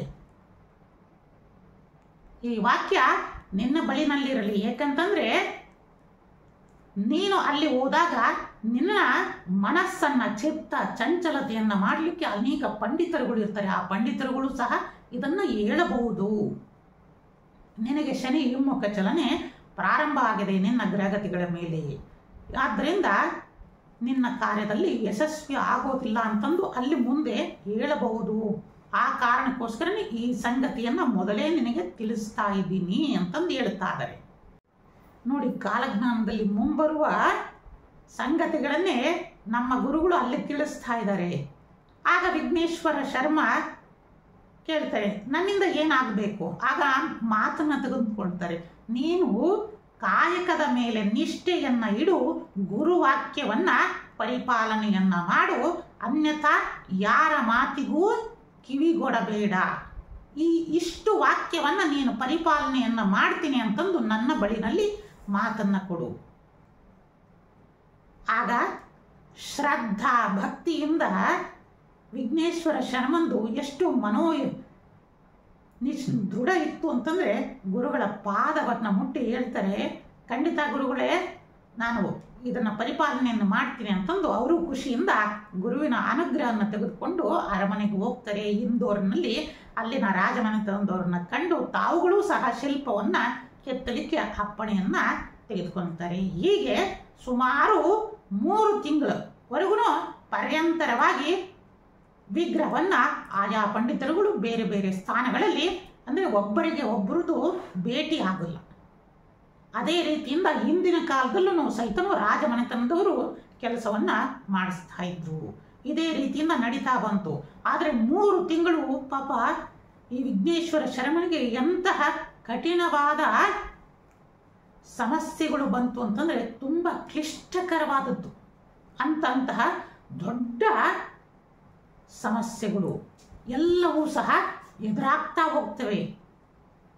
ಪ್ರತಿಯೊಂದು ದಿನದೊಳಗೂ ಸಹ ಗುರುಗಳನ್ನ ಅವನು ನೆನೆಸ್ಕೊಂತಾನೆ, ಗುರುಗಳೇ ನನಗಿದು ಬೇಡ ಆಗಿತ್ತು, ಯಾಕೆ ಇದನ್ನು ಕರ್ಕೊಂಡ್ಬಂದು ಇಂತಹ ಸ್ಪರ್ಧೆನಲ್ಲಿ ನನಗೆ ಬಿಟ್ರ, ಯಾಕೆ ಬೇಕಾಗಿತ್ತು ನನಗೆ, ಇದೆಲ್ಲ ಬೇಡ ಆಗಿತ್ತು ಅಂತಂದು ಅಷ್ಟು ಯೋಚನೆಯನ್ನ ಮಾಡ್ತಾ ಹೋಗ್ತಾನೆ. ಸ್ವಲ್ಪ ನೀವುಗಳು ಯೋಚನೆಯನ್ನು ಮಾಡಿ, ಅಂತಹ ಸಮಯದಲ್ಲಿ ನಿಮ್ಮ ಮನಸ್ಸು ಎಷ್ಟು ದುರ್ಬಲ ಆಗ್ಬಿಡ್ಬೋದು. ಅಂತಹ ಸಮಸ್ಯೆಗಳು ಎದುರಾಗ್ತಾ ಹೋಗ್ತವೆ. ಕೆಲವೊಂದು ಸಲ ವಿಗ್ರಹಗಳಲ್ಲಿ ಕೆತ್ತಲಿಕ್ಕೆ ಆಗೋದಿಲ್ಲ ಅಂತಹ, ಆದ್ರೂ ಸಹ ತಾನು ಎಲ್ಲವನ್ನೂ ಸಹ ಗೆದ್ದು ಆಗ ಒಂದು ದಿನ ಕನಸಿನಲ್ಲಿ ಇನ್ನ ಸ್ಪರ್ಧೆ ಮುಗಿತಾ ಬಂತು ಅನ್ನಂಗೆ ಇನ್ನ ವಿಗ್ರಹದ ಸಮಯ ರಾಜ ಮನೆತನದವರು, ಆ ಇಂದೋರ್ ರಾಜಮನೆತನ ಅಂತಂದಿದೆ, ಆ ಇಂದೋರ್ ರಾಜಮನೆತನ ಕೊಟ್ಟ ಗಡುವು ಮುಗಿತಾ ಬರ್ತಾ ಇದೆ, ಇನ್ನ ಕೆಲವೇ ದಿನಗಳಿದಾವೆ ಅನ್ನಂಗೆ ಆಗ ಅವರ ಕನಸಿನೊಳಗೆ ಸ್ವತಃ ವಿಘ್ನೇಶ್ವರ ಶರ್ಮನೇ ಬರೆದಿರಾದರೆ, ಅವರೇ ತಾಳಿಗರಿನಲ್ಲಿ ಶ್ರೀಪೀಠಕ್ಕೆ ಬರೆದಿದ್ದಾರೆ. ಅದು ಏನಂತಂದ್ರೆ, ಇಂದಿನ ದಿನ ಗುರುಗಳು ಮತ್ತೆ ಜೊತೆನಲ್ಲಿ ಶನೇಶ್ವರ ಸ್ವಾಮಿ ಕನಸಿನಲ್ಲಿ ಹೋಗಿದ್ದಾರಂತೆ. ಆಗ ಶನೇಶ್ವರ ಸ್ವಾಮಿ ಕನಸಿನಲ್ಲಿ ವಿಘ್ನೇಶ್ವರ ಶರ್ಮನನ್ನು ಕುರಿತು ಹೇಳ್ತಾರೆ, ಗುರುಗಳ ಮೇಲೆ ಇಟ್ಟಿರುವ ನಿನ್ನ ಈ ಶ್ರದ್ಧೆ, ನಂಬಿಕೆ ಮತ್ತು ನೀನು ಪಟ್ಟಿರುವ ಈ ಪರಿಶ್ರಮ ಅತ್ಯಂತ ಕಷ್ಟದ ಪರಿಸ್ಥಿತಿನಲ್ಲೂ ಸಹ ನೀನು ಗುರುವಾಕ್ಯವನ್ನು ತಪ್ಪದಲೆ, ಯಾಕಂತಂದರೆ ಗುರುಗಳು ಇಲ್ಲಿ ಏನನ್ನ ಷರತ್ತನ್ನು ವಿಧಿಸಿದ್ರು ಅಂತಂದರೆ, ನೀನು ರಾಜಮನೆತನದಿಂದ ಅಪ್ಪಣೆಯನ್ನು ಪ್ರಾರಂಭ ಆದ ಮೇಲೆ ಶಿಲ್ಪಕಲೆಯ ಪ್ರಥಮದಿಂದಲೇ ನೀನು ಮೌನವನ್ನು ವಹಿಸಬೇಕು. ಆ ಶಿಲ್ಪಕಲೆ ಮುಗಿಯೋವರೆಗೂ ಸಹ ಮೌನವನ್ನು ವಹಿಸಿರಬೇಕು. ಎಂತಹ ಕಠಿಣ ಪರಿಸ್ಥಿತಿ ಎದುರಾದರೂ ಸಹ ಮೌನವನ್ನು ಬಿಡಬಾರದು ಎಂಬ ಆಜ್ಞೆಯನ್ನು ಮಾಡಿದ್ದು. ಏಕೆಂದರೆ ಶಿಲ್ಪಕಲೆಯಲ್ಲಿ ಒಂದು ವಿಗ್ರಹನ ಕೆತ್ತಬೇಕು ಅಂತಂದರೆ ಆ ಸ್ಥಪತಿಗಳಿಗೆ ಇಂದಿನ ಗುರುಗಳು ಅನೇಕ ಉಪದೇಶಗಳನ್ನು ಮಾಡ್ತಿದ್ರು. ಅದಕ್ಕೋಸ್ಕರನೇ ಅವರು ವಿಶ್ವಕರ್ಮನ ಅನುಗ್ರಹದಿಂದ ಅನೇಕ ವಾಸ್ತುಶಿಲ್ಪವನ್ನು ಮತ್ತು ಅನೇಕ ಇಂತಹ ಶಿಲ್ಪಕಲೆಗಳನ್ನು ರಚಿಸ್ತಾ ಇದ್ರು. ಆ ಶಕ್ತಿ ಅವರಿಗೆ ದೊರೀತಾ ಇತ್ತು ಆ ಅನುಷ್ಠಾನಗಳಿಂದ. ಹೀಗಾಗಿ ಹಿಂದೆ ನೋಡಿ ಅಂಥ ಜಕಣಾಚಾರ್ಯರಿಗೆ ಅನೇಕರು ಸಹ ಇಂಥ ಇದರೊಳಗೆ ಮಾಡ್ತಾ ಇದ್ರು ಅಂತಂದು ಅನೇಕ ತಂತ್ರಶಾಸ್ತ್ರದಲ್ಲೂ ಸಹ ಇದರ ಬಗ್ಗೆ ಉಲ್ಲೇಖ ಇದೆ. ಮುಂದೆ ಇದರ ಬಗ್ಗೆ ತಿಳಿಸೋಣ. ಈಗ ನೋಡಿ ಆ ಶನೀಶ್ವರ ಸ್ವಾಮಿ ತಿಳಿಸ್ತಾ ಇದ್ದಾರೆ, ನಿನ್ನ ಈ ಗುರುವಿನ ಮೇಲಿಟ್ಟಿರುವ ಶ್ರದ್ಧೆ, ನಂಬಿಕೆ ಅವೆಲ್ಲದಕ್ಕೂ ನಾನು ಪ್ರಸನ್ನನಾಗಿದ್ದೀನಿ. ಹೀಗಾಗಿ ಹಿಮ್ಮುಖ ಚಲನೆ ಮುಗಿತಾ ಇದೆ. ಹೀಗಾಗಿ ಮುಂದೆ ನಿನಗೆ ಬಹುದೊಡ್ಡ ಪ್ರತಿಫಲವನ್ನು ನಾನು ಕೊಡ್ತೀನಿ ಅಂತಂದೇಳಿ ಅದೃಶ್ಯ ಆಗ್ಬಿಡ್ತಾರೆ. ಆಗ ಗುರುಗಳು ಸಹ ಅನುಗ್ರಹವನ್ನು, ಅಭಯವನ್ನು ತೋರಿದ ಮುದ್ರೆನಲ್ಲಿ ಅವರು ನತ್ತ ಸಂತೋಷದಿಂದ ಅವರು ಅದೃಶ್ಯರಾಗಿದ್ದಾರೆ. ಈಗ ಕನಸಿನಿಂದ ಅವನು ಎದ್ದು ಮತ್ತೆ ತನ್ನ ಕಾಯಕದಲ್ಲಿ ತೊಡಗ್ತಾ ಹೋಗ್ತಾನೆ. ತನ್ನ ಶಿಲ್ಪಕಲೆಯನ್ನು ಮುಗಿಸ್ಬೇಕು ಅಂತಂದು ಇನ್ನು 2 ದಿನ ಬಾಕಿ ಇರುತ್ತೆ. ಇನ್ನು 2 ದಿನ ಮುಗಿದ ಮೇಲೆ ಆಗ ರಾಜರು ಎಲ್ಲ ಶಿಲ್ಪಕಲೆಯರು ಶಿಲ್ಪಿಗಳು ಕೆತ್ತಿರುವ ಆ ಅಮ್ಮನ ವಿಗ್ರಹನ ನೋಡ್ತಾ ಹೋಗ್ತಾರೆ. ಎಲ್ಲವದನ್ನು ಪರೀಕ್ಷೆಯನ್ನು ಮಾಡ್ತಾ ಕೊನೆಯಲ್ಲಿ ಈ ವಿಘ್ನೇಶ್ವರ ಶರ್ಮ ಕೆತ್ತಿರುವ ವಿಗ್ರಹವನ್ನು ನೋಡ್ತಾರೆ. ಆ ವಿಗ್ರಹವನ್ನು ನೋಡಿ ಅವರಿಗೆ ಮರು ಮಾತೇ ಬರೋದಿಲ್ಲ. ತಮ್ಮ ಸೇವಕರಿಗೆ ಅಪ್ಪಣೆಯನ್ನ ಮಾಡ್ತಾರೆ, ಆರತಿಯನ್ನ ಎತ್ತಿಕೊಂಡು ಬನ್ನಿ ಅಂತಂದು. ಆಗ ಆರತಿಯನ್ನು ತೆಗೆದುಕೊಂಡು ಬಂದ ತಕ್ಷಣ ಆ ವಿಗ್ರಹಕ್ಕೆ ಆರತಿಯನ್ನು ಬೆಳಗ್ತಾರೆ. ಅಂದರೆ ಆ ವಿಗ್ರಹ ಅಷ್ಟು ನಯನ ಮನೋಹರವಾಗಿದೆ, ಅಷ್ಟು ಸುಂದರವಾಗಿದೆ. ಆ ವಿಗ್ರಹವನ್ನು ನೋಡ್ತಾ ಇದ್ರೆ ಒಂದು ಹೆಜ್ಜೆ ಮುಂದೆ ಇಟ್ಟು ಹೋಗಿ ಮುಂದೆ ವಿಗ್ರಹಗಳನ್ನ ಪರೀಕ್ಷೆ ಮಾಡ್ಲಿಕ್ಕೆ ಆಗ್ತಾ ಇಲ್ಲ. ಅಷ್ಟು ನಯನ ಮನೋಹರವಾಗಿ ಅಂತಹ ಸುಂದರವಾದ ಕೆತ್ತನೆಯನ್ನು ನೋಡಿ ರಾಜರೇ ಭ್ರಾಂತಿಗೊಳಗಾಗಿ ಆ ವಿಗ್ರಹಕ್ಕೆ ಆರತಿಯನ್ನ ಮಾಡಿ ಷೋಡಶೋಪಚಾರಗಳಿಂದ ಆ ವಿಗ್ರಹವನ್ನು ತಮ್ಮ ಅರಮನೆಗೆ ಬರಮಾಡಿಕೊಂತಾರೆ ಶಾಸ್ತ್ರೋಕ್ತವಾಗಿ. ಮತ್ತು ವಿಘ್ನೇಶ್ವರ ಶರ್ಮನಿಗೆ ಅನೇಕ ರೀತಿಯಿಂದ ಧನ ಸಹಾಯ ಮಾಡಿ ಕೀರ್ತಿ ಪ್ರತಿಷ್ಠೆಗಳನ್ನು ಕೊಟ್ಟು ತನ್ನ ಈ ಶಿಲ್ಪಕಲೆಯನ್ನು ಇನ್ನೂ ಹೆಚ್ಚಿನ ರೀತಿಯಿಂದ ಬೆಳೆಸಲಿಕ್ಕೆ ಅನೇಕ ರೀತಿಯಿಂದ ಈ ಇಂದೋರು ಮನೆತನ, ರಾಜಮನೆತನ ಸಹಾಯ ಮಾಡುತ್ತೆ. ಆಗ ಅವನು ಯಶಸ್ವಿಯಾಗಿ ಬಂದು ಮತ್ತೆ ತನ್ನ ಊರಿಗೆ ಬಂದು ಅಲ್ಲಿ ವಿಶೇಷವಾಗಿ ಮತ್ತೆ ಅನೇಕ ಇಂತಹ ಶಿಲ್ಪಕಲೆಯ ತರಬೇತಿಯನ್ನು ಬೇರೆಯವ್ರಿಗೂ ಸಹ ಕೊಡಿಸ್ಲಿಕ್ಕೆ ದಾರಿಯನ್ನು ಮಾಡ್ತಾ ಹೋಗ್ತಾನೆ. ಮತ್ತೆ ಇದೇ ರೀತಿಯಿಂದ ಮುಂದುವರಿಸ್ತಾ ಹೋಗ್ತಾನೆ. ಆಗ ಗುರುಗಳು ಹೇಳ್ತಾರೆ, ನಾನು ಬಂದ ಕಾರ್ಯ ಇಲ್ಲಿಗೆ ಸಂಪನ್ನ ಆಯಿತು, ಏಕೆಂದರೆ ನಿನ್ನಲ್ಲಿರುವ ಕಲೆ ಜಾಗೃತ ಆಯಿತು ಅಂತಂದೇಳಿ ಅವರಿಂದ ಆ ಶ್ರೀಚಕ್ರವನ್ನು ಕೆತ್ತಿಸ್ತಾರೆ. ಕೆತ್ತಿಸಿ ಪಡ್ಕೊಂಡು ಬರ್ತಾರೆ. ನೋಡಿ, ಗುರು ಅನುಗ್ರಹ ಮಾಡಿದರೆ ಇಡೀ ಜಗತ್ತನ್ನೇ ನಮ್ಮ ಕೈಗೆ ಕೊಡ್ತಾನಂತೆ ಅನ್ನೋದಕ್ಕೆ ಇದೇ ಸಾಕ್ಷಿ ಅಲ್ವಾ. ನೋಡಿ, ಏನೂ ಇಲ್ಲದ ಅಂತ ಬಡವನಿಗೆ ವಿಘ್ನೇಶ್ವರ ಶರ್ಮ ಮುಂದೊಂದು ದಿನ ತನ್ನ ಬೈಕಿಯಂತೆ ಅವನಿಗೂ ಒಂದು ಆಸೆ ಇತ್ತು, ತಾನೂ ಒಂದು ಗುರುಕುಲವನ್ನು ಈ ಆವಂತಿಕಾ ನಗರದಲ್ಲಿ ನಡೆಸಬೇಕು ಅನ್ನೋ ಇದಿತ್ತು. ಆ ಕೋರಿಕೆಯನ್ನು ನಮ್ಮ ನೀಲಕಂಠ ಶಿವಾಚಾರ್ಯ ಭಗವತ್ಪಾದಂಗಳು ಅಲ್ಲಿ ಈಡೇರಿಸಿಕೊಟ್ರು. ಹೀಗೆ ಆದರೆ ಇದರೊಳಗೆ ನಾವು ಒಂದು ಗಮನವಿಟ್ಟು ಕಲಿಬೇಕಾದ್ದು ಏನು ಅಂತಂದರೆ, ಶನಿಯ ಹಿಮ್ಮುಖ ಚಲನೆಯಲ್ಲಿ ಅನೇಕ ಪರೀಕ್ಷೆಗಳು ಎದುರಾದ್ರೂ ಸಹ ನಾವು ಶ್ರದ್ಧೆ, ನಂಬಿಕೆ, ಕಾಯಕದ ಮೇಲೆ ಇಟ್ಟಿರುವ ನಿಷ್ಠೆಯೇ ನಮಗೆ ಉನ್ನತ ಸ್ಥಾನವನ್ನು ತಂದುಕೊಡ್ತಾನೆ. ಆ ಶನೇಶ್ವರ ಸ್ವಾಮಿ ಅನುಗ್ರಹವನ್ನು ಮಾಡ್ತಾನೆ ಅನ್ನೋದನ್ನೇ ಈ ನೀತಿಯಲ್ಲಿ ತಿಳಿಸ್ತಾ ಹೋಗ್ತಾ ಇದೆ. ಇನ್ನು ಈ ಹಿಮ್ಮುಖ ಚಲನೆಯಿಂದ ಈ 12 ರಾಶಿಗಳ ಮೇಲೆ ಯಾವ ರೀತಿಯಿಂದ ಪರಿಣಾಮಗಳನ್ನು ಬೀರ್ತಾ ಹೋಗ್ತಾನೆ, ಯಾವ ರಾಶಿಗಳು ಎಚ್ಚರಿಕೆಯನ್ನು ವಹಿಸಬೇಕು ಮತ್ತು ಯಾವ ರಾಶಿಯವರಿಗೆ ಶುಭ ಲಾಭಗಳು ಉಂಟಾಗ್ತಾ ಹೋಗ್ತವೆ ಮತ್ತು ಯಾವ ರಾಶಿಯವರಿಗೆ ಅದೃಷ್ಟದ ಮಹಾಲಕ್ಷ್ಮಿ ಅನುಗ್ರಹವನ್ನ ಮಾಡಲಿದ್ದಾಳೆ ಈ ಶನಿಯ ಹಿಮ್ಮುಖ ಚಲನೆಯಿಂದ. ಬನ್ನಿ ವೀಕ್ಷಕರೇ, ಈ ಎಲ್ಲ ಫಲಾಫಲಗಳನ್ನು ತಿಳಿತಾ ಬರೋಣ. ಮೇಷರಾಶಿ. ಮೇಷರಾಶಿಯವರಿಗೆ ವಿಶೇಷವಾದ ಧನಲಾಭಗಳನ್ನು ಈ ಹಿಮ್ಮುಖ ಚಲನೆಯಿಂದ ಪಡಿತಾ ಹೋಗ್ತೀರಾ. ಯಾರಿಗೆ ಸಾಲ ಕೊಟ್ಟು ಹಣ ಬರ್ತಾ ಇಲ್ಲ ಅಂತಂದು ಯೋಚನೆ ಮಾಡ್ತಾ ಇದ್ರೋ ಇದು ದೋಷ ಮತ್ತು ಚಿಂತೆ ಪರಿಹಾರ ಆಗಲಿದೆ. ನಿಮ್ಮ ಕೊಟ್ಟ ಹಣ ನಿಮ್ಮ ಕೈಗೆ ಸೇರಲಿಕ್ಕೆ ಅನೇಕ ರೀತಿಯಿಂದ ದಾರಿಗಳು ಸಿಗ್ತಾ ಹೋಗುತ್ತೆ ಮತ್ತು ವಿಶೇಷವಾಗಿ ಭೂ ವ್ಯಾಪಾರಗಳು ಅಂದರೆ ರಿಯಲ್ ಎಸ್ಟೇಟ್ನಲ್ಲಿರೋರಿಗೆ ಅತ್ಯಂತ ಲಾಭಗಳು ಸೃಷ್ಟಿಯಾಗ್ತಾ ಹೋಗ್ತವೆ ಮತ್ತು ಕಟ್ಟಡ ಕಾರ್ಯಗಳು ನಿಂತು ಹೋಗಿರೋರಿಗೆ ಮತ್ತೆ ಗೃಹಾರಂಭ ಕೆಲಸಗಳು ಪುನಃ ಪ್ರಾರಂಭ ಆಗ್ತಾ ಹೋಗುತ್ತೆ. ಅನೇಕರಿಗೆ ವಿವಾಹ ಕಾರ್ಯಗಳು ಒದಗ್ತಾ ಬರುತ್ತವೆ ಮತ್ತು ಸಂತಾನ ಭಾಗ್ಯಗಳು ಸಹ ಉಂಟಾಗ್ತಾ ಹೋಗುತ್ತೆ.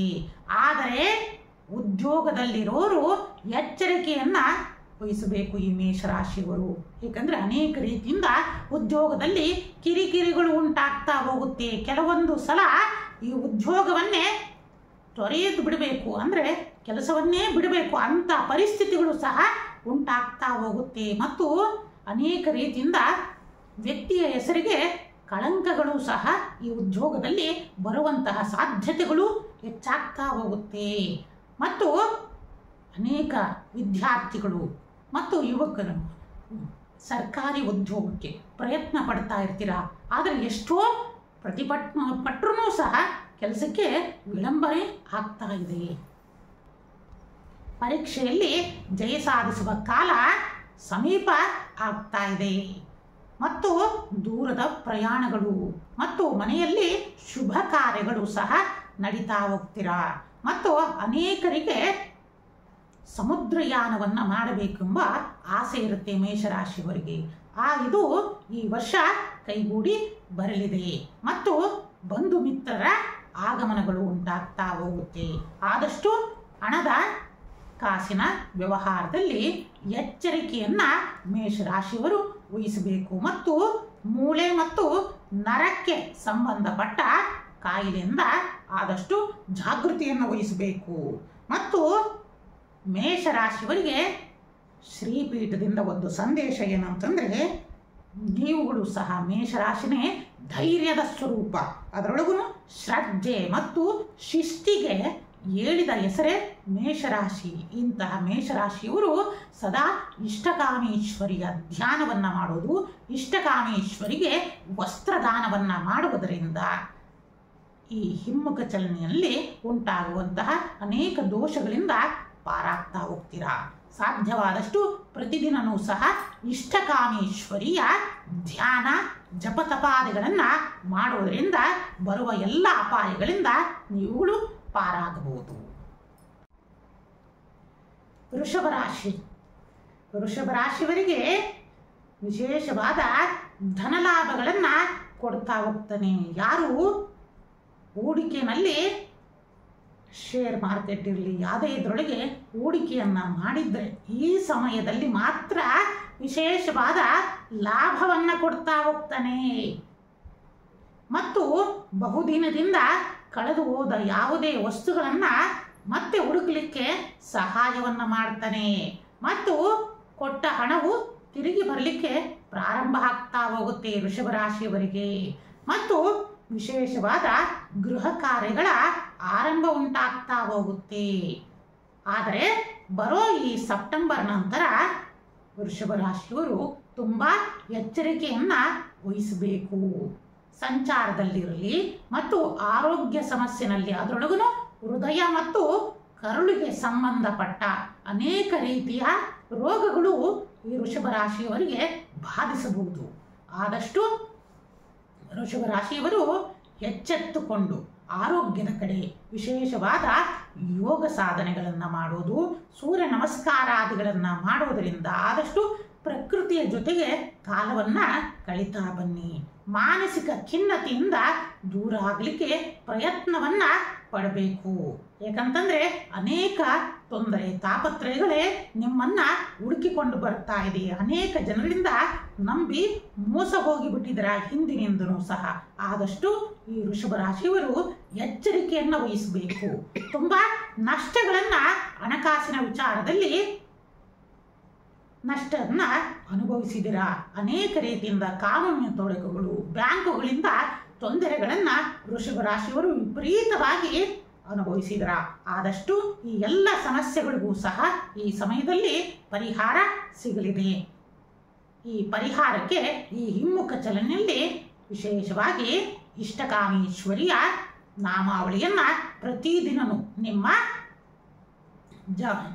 ದಿನಚರಿಯಲ್ಲಿ ಮಾಡುವುದು ಮತ್ತು ಪ್ರತಿಯೊಂದು ಕ್ಷಣವೂ ಸಹ ಆ ಇಷ್ಟಕಾಮೇಶ್ವರಿಗೆ ನಿಮ್ಮನ್ನು ನೀವು ಸಮರ್ಪಣಾ ಭಾವದಿಂದ ಅರ್ಪಿಸುವುದು ಮತ್ತು ಇಷ್ಟಕಾಮೇಶ್ವರಿಗೆ ಬಿಲ್ವದಿಂದ ಅರ್ಚನೆಯನ್ನು ಮಾಡುವುದರಿಂದ ಮತ್ತು ಇಷ್ಟಕಾಮೇಶ್ವರಿಯ ದರ್ಶನಗಳಿಂದ ವಿಶೇಷವಾದ ಲಾಭವನ್ನು ಪಡಿತಾ ಹೋಗ್ತೀರಾ. ಏಕಂತಂದರೆ ಈ ವೃಷಭ ರಾಶಿಯವರಿಗೆ ಒಂದು ಸಂದೇಶವನ್ನು ನೀಡುತ್ತೆ. ಯಾಕಂತಂದರೆ ದುಡಿಮೆಯನ್ನೇ, ಕಾಯಕವನ್ನೇ ನಂಬಿ ಬದುಕ್ತಾ ಇದ್ದಾರೆ ಈ ವೃಷಭ ರಾಶಿಯವರು. ತಮ್ಮ ಕಾಯಕದ ಮೇಲೆ ಅತ್ಯಂತ ನಿಷ್ಠೆಯನ್ನು ಹೊಂದಿದ್ದಾರೆ. ಅದಕ್ಕೋಸ್ಕರನೇ ತಾಯಿ ಇಷ್ಟಕಾಮೇಶ್ವರಿ ಅನುಗ್ರಹದಿಂದ ಈ ಕಾಯಕದ ನಿಷ್ಠೆಗೆ ಫಲವು ಸಿಗುವಂತಾಗಲಿ ಅಂತಂದೇಳಿ ಕೇಳ್ತಾ ಇದ್ದೀವಿ. ಆದಷ್ಟು ರಾಜಕಾರಣಿಗಳು, ವೃಷಭ ರಾಶಿಯ ರಾಜಕಾರಣಿಗಳು ಎಚ್ಚರದಿಂದ ಇರೋದು ಒಳಿತು. ಮಿಥುನ ರಾಶಿಯವರು ಸಹ ಹಿಂದಿನ ದಿನಗಳಲ್ಲಿ ತುಂಬ ನೋವುಗಳನ್ನು ಪಡ್ತಾ ಹೋಗ್ತಾ ಇದ್ದೀರಾ. ಕೌಟುಂಬಿಕ ಕಲಹಗಳು ಮತ್ತು ಅನೇಕ ರೀತಿಯಿಂದ ತೊಂದರೆ ತಾಪತ್ರೆಗಳು, ಬಂಧು ಮಿತ್ರರಿಂದ ಅವಮಾನಗಳನ್ನು ಸಹ ಎಷ್ಟೋ ಅನುಭವಿಸ್ತಾ ಇದ್ದೀರಾ. ಮತ್ತು ಅನೇಕ ರೀತಿಯಿಂದ ಹಣಕಾಸಿನ ತೊಂದರೆಗಳು, ಸಾಲ ಬಾಧೆಗಳು, ಶತ್ರು ಪೀಡೆಗಳು, ಹೀಗೆ ಬಂಧುಗಳಿಂದಲೇ ಹೆಚ್ಚಾಗಿ ಅವಮಾನಗಳನ್ನು ಉಂಟಾಗ್ತಾನೇ ಬರ್ತಾ ಇದೆ. ಮಾನಸಿಕವಾಗಿ ಖಿನ್ನತೆಗೆ ಒಳಗಾಗ್ತಾನೆ ಹೋಗ್ತಾ ಇದ್ದೀರಾ. ಆದರೆ ಶನಿಯ ಈ ಹಿಮ್ಮುಖ ಚಲನೆ ನಿಮಗೆ ಹೊಸ ಚಿಲುಮೆಯನ್ನು ಉಂಟು ಮಾಡ್ತಾ ಹೋಗುತ್ತೆ. ವಿಶೇಷವಾಗಿ ಜೀವನದಲ್ಲಿ ಹೊಸತೊಂದು ಮಾರ್ಗವು ನಿಮ್ಮನ್ನು ಅರಸಿ ಬರಲಿದೆ. ಹೊಸ ಉದ್ಯೋಗವನ್ನು ಪ್ರಾರಂಭ ಮಾಡಲಿಕ್ಕೆ ಇದು ಸೂಕ್ತ ಸಮಯ ಆಗಿದೆ ಮಿಥುನ ರಾಶಿಯವರಿಗೆ. ಮತ್ತು ದೂರದ ಪ್ರಯಾಣಗಳು, ಸಂತಾನ ಭಾಗ್ಯಗಳು ಸಹ ನಿಮ್ಮನ್ನು ಹುಡುಕಿಕೊಂಡು ಬರಲಿದೆ. ಅನೇಕ ರೀತಿಯಿಂದ ಸಂತಾನಕ್ಕೋಸ್ಕರ ಚಿಕಿತ್ಸೆಗಳನ್ನು ಮಾಡಿಸ್ತಾ ಇದ್ದೀರಾ. ಅವೆಲ್ಲವೂ ಸಹ ಈಗ ಸಫಲತೆಯನ್ನು ನೀಡ್ತಾ ಹೋಗುತ್ತೆ.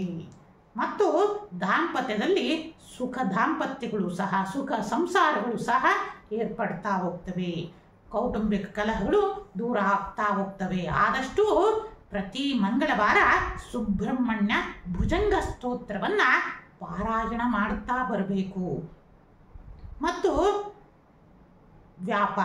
ವ್ಯವಹಾರದಲ್ಲಿ ಸಹ ವಿಶೇಷವಾಗಿ ಗುರುವಾರದ ದಿನ ಎಚ್ಚರಿಕೆಯನ್ನು ವಹಿಸಬೇಕು ಮಿಥುನ ರಾಶಿಯವರು. ಇದರಿಂದ ಬರುವ ಅಪಾಯಗಳಿಂದ ಪಾರಾಗ್ತಾ ಹೋಗ್ತೀರಾ. ಮತ್ತು ಆದಷ್ಟು ನೀವು ಕುತ್ತಿಗೆ ಮತ್ತು ತಲೆಗೆ ಸಂಬಂಧಪಟ್ಟ ಅನೇಕ ಆರೋಗ್ಯದಲ್ಲಿ ಎಚ್ಚರಿಕೆಯನ್ನು ವಹಿಸ್ತಾ ಬನ್ನಿ. ಮತ್ತು ಸಾಧ್ಯವಾದಷ್ಟುಗಳ ಕಾಲ ಯೋಗಾಭ್ಯಾಸವನ್ನು ಮಾಡುವುದರಿಂದ ಸಹ ಅನೇಕ ರೀತಿಯಿಂದ ಬರುವ ಅನಾರೋಗ್ಯ ತೊಂದರೆಗಳು ಸಹ ದೂರ ಆಗ್ತಾ ಹೋಗ್ತವೆ.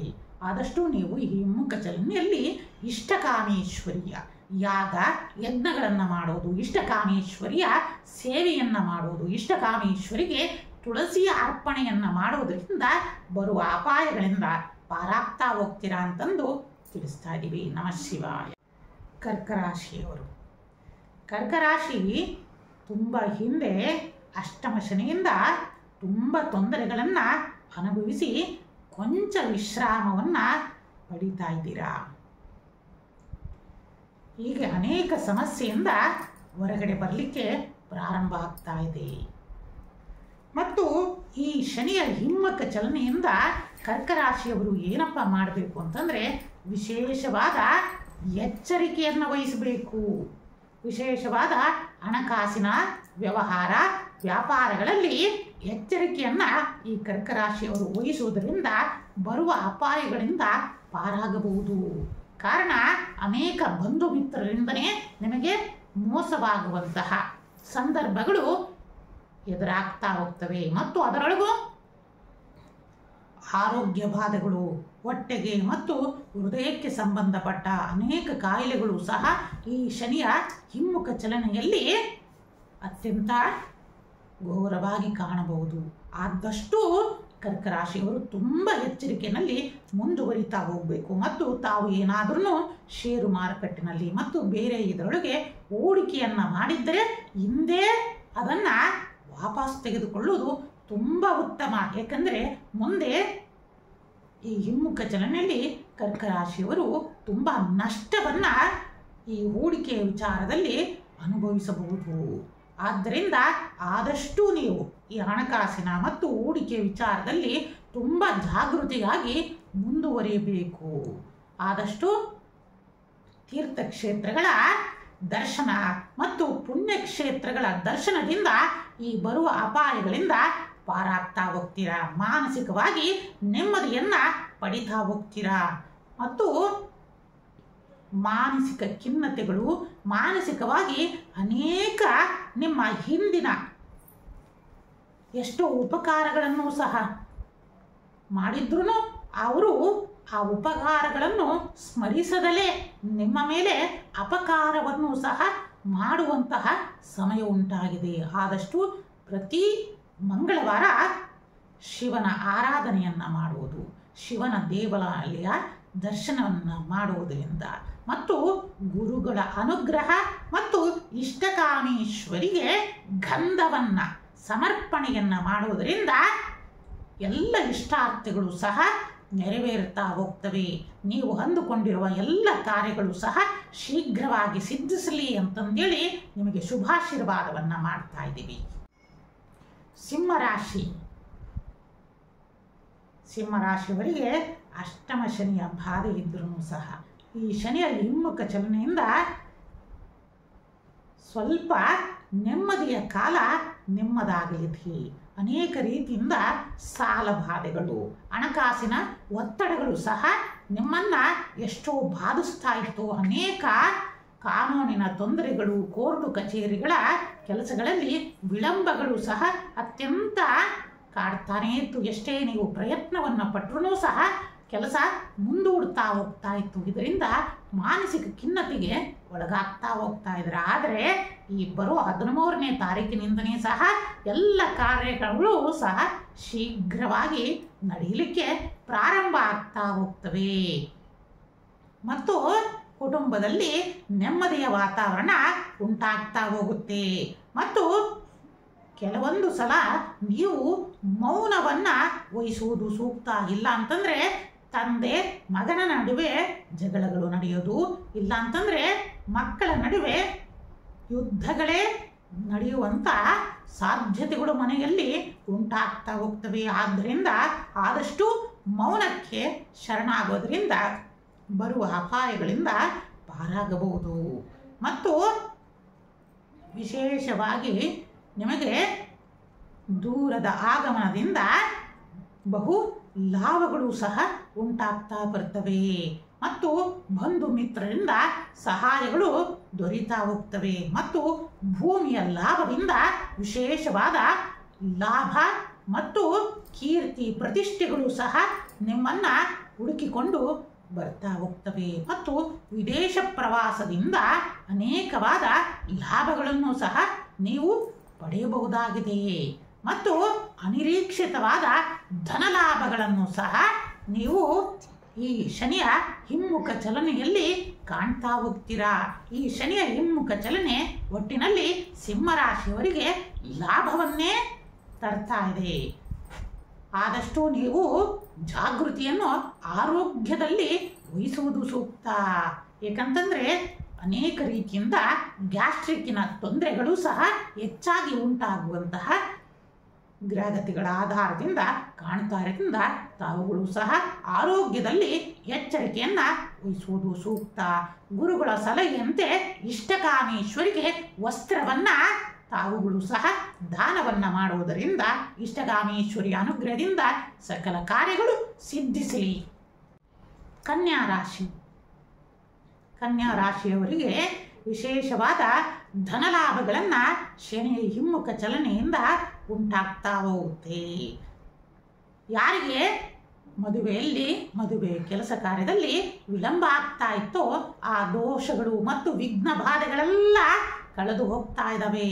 ಶೀಘ್ರವಾಗಿ ಕಲ್ಯಾಣ ಭಾಗ್ಯಗಳು ಸಹ ಉಂಟಾಗ್ತಾ ಹೋಗುತ್ತೆ ಕನ್ಯಾ ರಾಶಿಯವರಿಗೆ. ಆದಷ್ಟು ಕನ್ಯಾ ರಾಶಿಯವರು ತಜ್ಞ ವೈದ್ಯರನ್ನ ಸಂಪರ್ಕಿಸಬೇಕು. ಯಾಕಂದರೆ ಗ್ರಹಗತಿಗಳ ಆಧಾರದಿಂದ ಕೆಲವೊಂದು ರಕ್ತಗಳಿಗೆ ಮತ್ತು ಮೂಳೆಗಳಿಗೆ ಸಂಬಂಧಪಟ್ಟ ಅನೇಕ ರೋಗಗಳು ಕಾಣುವಂತಹ ಸೂಚನೆಗಳನ್ನು ತೋರಿಸ್ತಾರಿಂದ ತಜ್ಞ ವೈದ್ಯರುಗಳನ್ನ ಮುಂಚಿತವಾಗಿ ಅವರ ಸಲಹೆ ಸೂಚನೆಯ ಆಧಾರದ ಮೇಲೆ ನೀವುಗಳು ನಡೆಯುವುದರಿಂದ ಬರುವ ಆರೋಗ್ಯದ ಕಂಟಕಗಳಿಂದ ಪಾರಾಗಬಹುದು. ಮತ್ತು ಮನೆಯಲ್ಲಿ ನೆಮ್ಮದಿಯ ವಾತಾವರಣವೂ ಸಹ ಈ ವರ್ಷ ಉಂಟಾಗ್ತಾ ಹೋಗುತ್ತೆ. ಮತ್ತು ಅನೇಕ ಯಾರು ಚೀಟಿಯ ವ್ಯವಹಾರಗಳು ಮತ್ತು ಶೇರ್ನ ವ್ಯವಹಾರದಲ್ಲಿ ಹೂಡಿಕೆಯನ್ನು ಮಾಡುವುದು ಹೀಗೆ ಯೋಚನೆಯನ್ನು ಮಾಡ್ತಾ ಇದ್ದರೆ ಸ್ವಲ್ಪ ಸಮಯ ಮುಂದೂಡುವುದೇ ಒಳಿತು. ಇಲ್ಲದಿದ್ದರೆ ಹಣಕಾಸಿನ ವ್ಯಾಪಾರಗಳಲ್ಲಿ ಸಹ ನಷ್ಟಗಳನ್ನು ಅನುಭವಿಸಬೇಕಾಗುತ್ತೆ. ಆದಷ್ಟು ಕನ್ಯಾ ರಾಶಿಯವರು ಈ ಶನಿಯ ಹಿಮ್ಮುಖ ಚಲನೆಯಲ್ಲಿ ಹಣಕಾಸಿನ ವ್ಯವಹಾರಗಳಲ್ಲಿ ಅತ್ಯಂತ ಜಾಗರೂಕತೆಯಿಂದ ಇರುವುದು ಸೂಕ್ತ. ಮತ್ತು ಭೂಮಿಯ ವ್ಯವಹಾರಗಳಲ್ಲೂ ಸಹ ಎಚ್ಚರಿಕೆಯನ್ನು ವಹಿಸಿ. ಮೋಸವಾಗುವ ಸಂಭವಗಳು ಹೆಚ್ಚಾಗಿ ಕಾಣ್ತಾ ಇದೆ. ಮತ್ತು ನಿಂತು ಹೋದ ಗೃಹ ಕಾರ್ಯಗಳು ನಡೀಲಿಕ್ಕೆ ಪ್ರಾರಂಭ ಆಗ್ತಾ ಹೋಗುತ್ತೆ. ಆದ್ದರಿಂದ ಈ ಸಮಯದಲ್ಲಿ ಶುಭ ಕಾರ್ಯಗಳು ಮತ್ತು ಮನೆಯಲ್ಲಿ ಸಂಭ್ರಮದ ವಾತಾವರಣಗಳು ಸಹ ಏರ್ಪಡ್ತಾ ಹೋಗುತ್ತೆ. ಮತ್ತು ಸಂತಾನ ಪ್ರಾಪ್ತಿಗಳು ಉಂಟಾಗುವುದು ಮತ್ತು ಕನ್ಯಾ ರಾಶಿಯ ಯುವಕರಿಗೆ ಉದ್ಯೋಗ ಪ್ರಾಪ್ತಿಗಳು ಮತ್ತು ವಿದೇಶ ವ್ಯಾಸಂಗವನ್ನು ಮಾಡಬೇಕು ಅಂತಂದು ಎಷ್ಟು ಜನ ಆಶಿಸ್ತಾ ಇರ್ತೀರೋ ಆ ಎಲ್ಲ ಕೆಲಸ ಕಾರ್ಯಗಳು ಸಹ ಈ ವರ್ಷದಲ್ಲಿ ಕೈಗೂಡಲಿವೆ.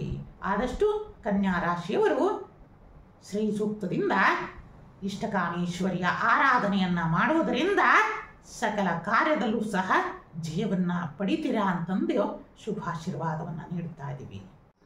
ತುಲಾರಾಶಿ.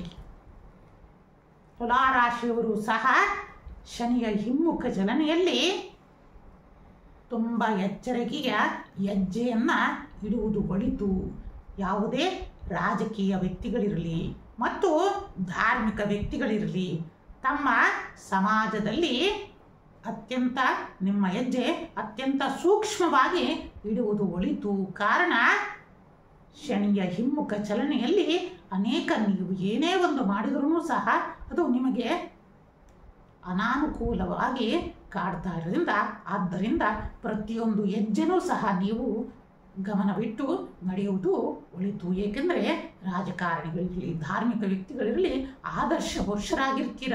ನಿಮ್ಮನ್ನು ಎಲ್ಲರೂ ಸಹ ಅನುಕರಣೆಯನ್ನು ಮಾಡ್ತಾ ಇರೋದ್ರಿಂದ ಪ್ರತಿಯೊಂದು ಹೆಜ್ಜೆನೂ ಸಹ ಗಮನದಲ್ಲಿ ಇಟ್ಟು ನಡೆಯುವುದು ಸೂಕ್ತ. ಮತ್ತು ಧಾರ್ಮಿಕ ಮುಖಂಡರು ಧಾರ್ಮಿಕ ವ್ಯಕ್ತಿಗಳು ಆದಷ್ಟು ತಮ್ಮ ಆರೋಗ್ಯದ ಬಗ್ಗೆ ಕಾಳಜಿಯನ್ನು ವಹಿಸಬೇಕು ತುಲಾರಾಶಿಯಲ್ಲಿ. ಯಾಕಂತಂದರೆ ವಿಶೇಷವಾಗಿ ರಕ್ತದೊತ್ತಡ ಮತ್ತು ಹೃದಯದ ಬೇನೆಯನ್ನು ಹೆಚ್ಚಾಗಿ ಗ್ರಹಗತಿಗಳು ತೋರಿಸ್ತಾ ಇರೋದ್ರಿಂದ ತುಲಾರಾಶಿಯವರು ಆದಷ್ಟು ಗಮನದಲ್ಲಿಟ್ಟುಕೊಂಡು ಆರೋಗ್ಯದ ಬಗ್ಗೆ ಕಾಳಜಿಯನ್ನು ವಹಿಸುವುದು ಸೂಕ್ತ.